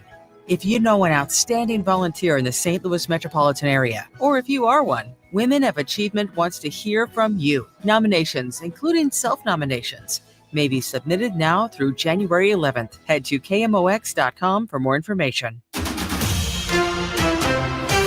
This is 104.1 FM KMOX. Here's what's happening. Shares of major U.S. companies in the energy sector sharply higher after President Donald Trump announced plans to take control of Venezuela's oil industry. The American Medical Association and the American Academy of Pediatrics say they plan to continue recommending a broader list of vaccines for children, even after U.S. health officials narrowed vaccine recommendations from 18 diseases to 11. And no more Schnucks mailers, the grocery chain ending the practice of sending the printed weekly ads through the mail. They will still be available at store entrances. Let's see how things are moving on the roads with Roger Brand in the Overhead Door Company of St. Louis Traffic Center. Well, they're doing all right, Megan. I never did find that crash they reported north 270, north of Gravois. Things look fine until you get north of 44, and then it remains slow all the way up to Ladue. Eastbound 64, east of Clayton Worson into Big Bend's heavy. South 170 still bogged down at Brentwood. Westbound 64 still bunched up. The Science Center through McCausland, but slow all the way to the Interbelt even after that. Westbound 70, still some heavy traffic. Riverview through Jennings Station. And downtown westbound 64, just a brief slowdown as you get onto the Poplar Street Bridge. I'm Roger Brand in the Overhead Door Company of St. Louis Traffic Center.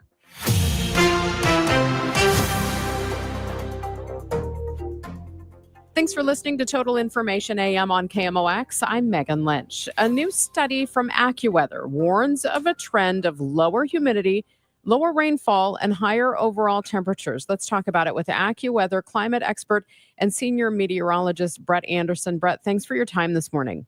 It's a pleasure to be here, Megan. Well, first, when we talk about climate, that always brings up a lot of strong feelings. So what can you tell our listeners about the sources that you used for your study? Well, we looked at our own database, basically an AccuWeather data suite, and we basically looked at 44 officially geographically dispersed weather stations across the entire country.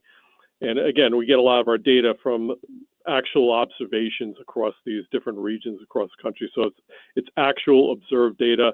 It's cleaned up a bit to make sure because some of the stations that you get, there's errors, and so you have to clean that up a little bit. But it is all actual data, observed data, not computer generated or anything like that. And so we looked at 44 different regions across the lower 48 states to come up with the answers to this study. So let's break down each of these things. First off, temperatures. When I looked at kind of the range that you had in this study, it looks pretty similar to other studies I've seen. Yeah, it's not that surprising. Some of the things that came out of this in terms of temperatures, we've increased about half a degree Fahrenheit per decade over the past 70 years, a steady increase, biggest increase we've seen certainly over the past 20 years or so. Dew point, which is basically the dew point temperature, is the temperature at which the relative humidity becomes 100% saturated and whatnot. Dew point temperatures increased a little bit per decade over the same period, though. Most of the increase occurred before 1995. It's been fairly steady after that. However, relative humidity remained fairly steady before 1995 throughout that time period. But after 1995, we noticed a decrease in relative humidity, an average relative humidity across the lower 48 states of about 5.3% during that time period, which is quite significant. So when you decrease the relative humidity, you're going to see most likely less rainfall in many areas, and that's what we're seeing. Average rainfall declined about 2.7% since 1995, or about 1% per decade during that. However, that's total average annual rainfall. The big key here is, though, the frequency of big rainfall events, which are greater than 4 inches in a short time period, maybe a day, those increased by 70%. So what we're seeing is less rainfall in general, total over the course of the year, but a big increase in these big rainfall events, these heavy flooding events. We're seeing more of that. So basically that could trigger, I'm assuming, more problems when we get a whole lot of rain at once. Yes, we all like to, we want to see normal. Normal is a good thing, but it's hard to get normal. But what we're seeing with this increase in these heavier rainfall amounts is, it's a lot. It's causing obviously flooding, but in areas that need rainfall, when you get these big rainfall events, it's a lot of rain and all that, but a lot of it ends up getting washed away. Just because we obviously over the past 50, 60, 70 years or so, we have much more concrete out there. So a lot of this rain just gets run off, unfortunately. Also, heavy rainfall events cause a lot of erosion. Not good for fields, crop yields. We like to see things spread out very nicely. So that's a big problem there when we get all the rain coming down at once. When you look at this, how does this change how you do your modeling for future forecasts? Yeah. Again, the temperature is a trend. Every model database you look at, temperatures are warming. That's pretty much a given. And obviously, with no change in greenhouse gas emissions, we're going to continue to warm up. That's pretty much well known at this point in time. It's how much are we going to warm up in the future, and that will depend on how much more greenhouse gas emissions we put out into the atmosphere. That's a big deal right there. What's interesting with our study here that we came up here was the decrease in relative humidity since the mid-1990s. And what we looked at was that the mid-1990s, something changed. There was some type of tipping point that we found with temperature, with rainfall, with humidity. Something changed in the mid-1990s across the world and also the United States, that something tipped. And unfortunately, when you reach a tipping point, things start tipping and it's hard to stop. And that's what we're seeing right now. We're seeing an acceleration in temperatures.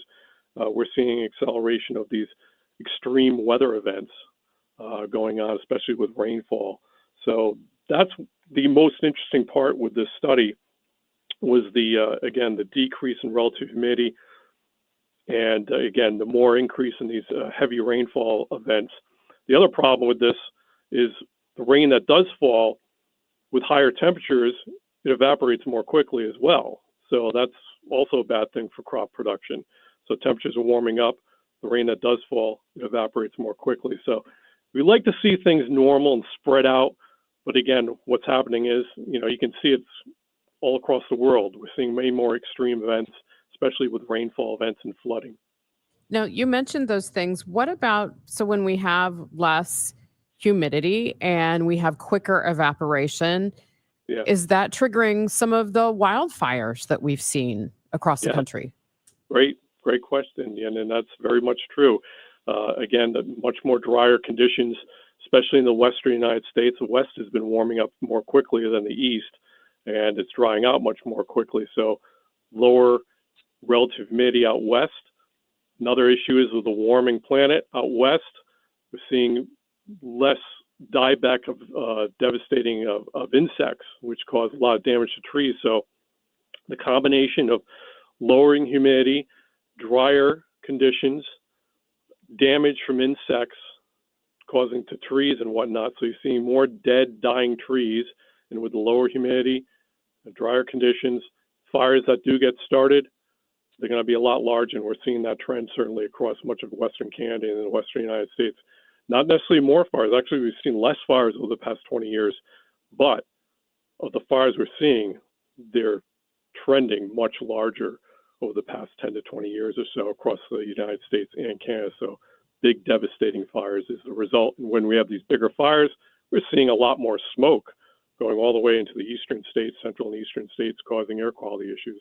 That is AccuWeather climate expert and senior meteorologist Brett Anderson. Brett, thank you so much. You're welcome.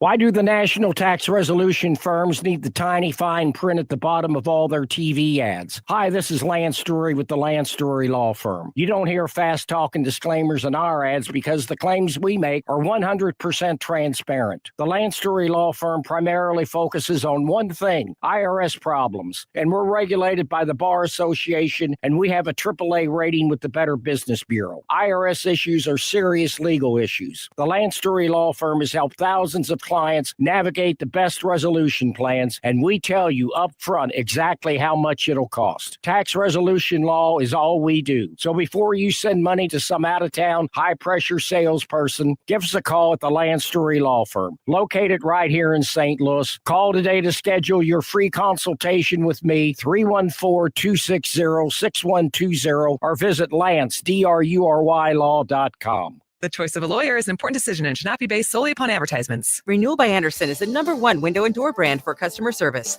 Schedule your free inspection today. Call 877-WINDOWS. That's 877-WINDOWS. Or head to rbastl.com.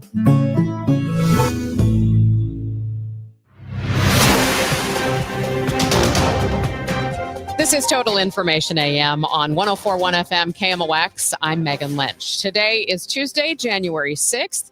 Some people call it Divorce Day. That's due to what some family law firms say is a noticeable spike in divorce filings right after the new year. I wanted to see if there's any truth to it. With me now, Lisa Moore, attorney with Paul, Kamazine, and Blumenthal. Lisa, thank you so much for joining me this morning here on KMOX. Good morning, Megan. Thank you very much. Do you, in fact, see a spike in clients seeking divorces this time of year?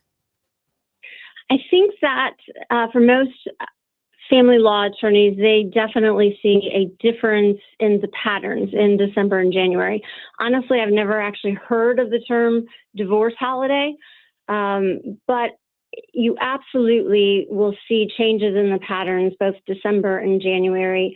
And, those patterns are based on practical reasons as well as emotional reasons, and along with some legal strategies. So, whether or not you're filing in December or January, there are things that people are thinking about and that are a little bit different for December and January than any other month of the year. Can you explain some of those reasons that people might give? Absolutely. In December, as we all know, it's an incredibly busy month. Everyone has a lot of family commitments, shopping, wrapping, decorating houses, and there's a lot of document gathering. There's a lot of financial information. It's a very emotional and stressful process for some to get ready to file, and adding that on top of what is already a stressful month for many people and many families. In addition, many people have year-end work commitments. And so again, having the time, the emotional bandwidth to get all of that information together may be a reason that they decide, I'm going to put this on hold and do this in January. There's also emotional reasons, especially if you have kiddos. I think for a lot of parents, they feel that they don't want to tell their kids during the holidays. They want to let them have one last normal Christmas. Kids are home from school a lot in late November and December, adding to all of the commitments again that parents have, chauffeuring and activities, and you're kind of living in a fishbowl. So having that dynamic of filing in December over your head while all of that is going on, I think is one of the factors that a lot of people think about, and holding off until January, which makes January then a month that you might see more people filing. Lisa, what do you think people need to consider if they do feel that the new year is the time for a divorce? How much deliberation do they need to give this decision? On average, statistically, most people have considered or have been thinking about filing divorce for 2 to 3 years before they actually get to the moment where they are ready to file.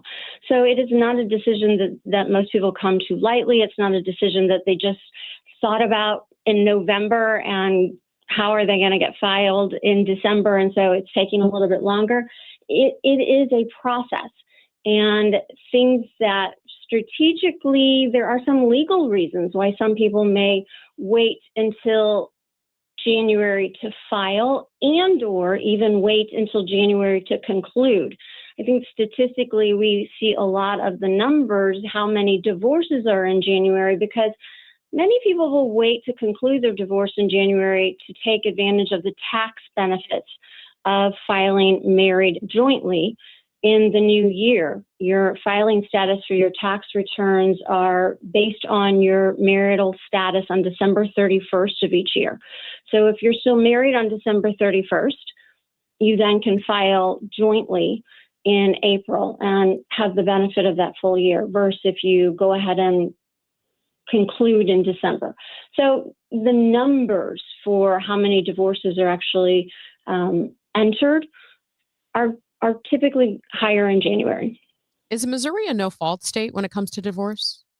Missouri is a no-fault state. What that really means, though, is that it doesn't require a reason why I want a divorce.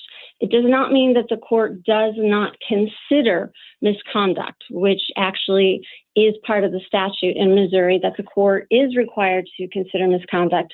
However, it's fairly, as far as how much weight the court gives to misconduct, is very factually determined. So no fault just simply means if you plead, my marriage is irretrievably broken and there's no possibility of reconciliation, the likelihood you will be granted a divorce, even if the other side doesn't want one. Give our listeners a realistic view of how long it can actually take to work through a divorce proceeding. We are seeing a great number of cases being resolved by mediation, especially in St. Louis County, as well as other jurisdictions. There have been local rules that have been added, which require parties to engage in mediation, where before it was a voluntary choice. And we are seeing many, many cases being resolved by mediation within the earlier months of a case. Where in the past, I would tell most people the average is 9 months to conclude a divorce. If you can get everybody into mediation within the first 30, 60 days, you can have some cases done much quicker. Obviously, if it's a high asset case and there are lots of assets that need to be valued and there are mental health and abuse and or drugs or alcohol addiction issues, sex addiction issues, and we're looking at mental health evaluations, then those cases generally take much longer, and you could be looking at a year, if not more. Lisa, thank you so much for the insight. Really appreciate it. You're very, very welcome. That is Lisa Moore, attorney with Paul, Kamazine, and Blumenthal, joining us this morning here on KMOX. If you've got outstanding student loans, garnishments could start happening for some this month. We will talk about that. Also, hey, it's the new year, so how do you get your finances right? We're going to talk to a financial expert about that as well. It is the Chris and Amy Show coming up right after the news on 104.1 FM KMOX. Time now for today's Spotlight on Money, sponsored by University of Maryland Global Campus. Don't forget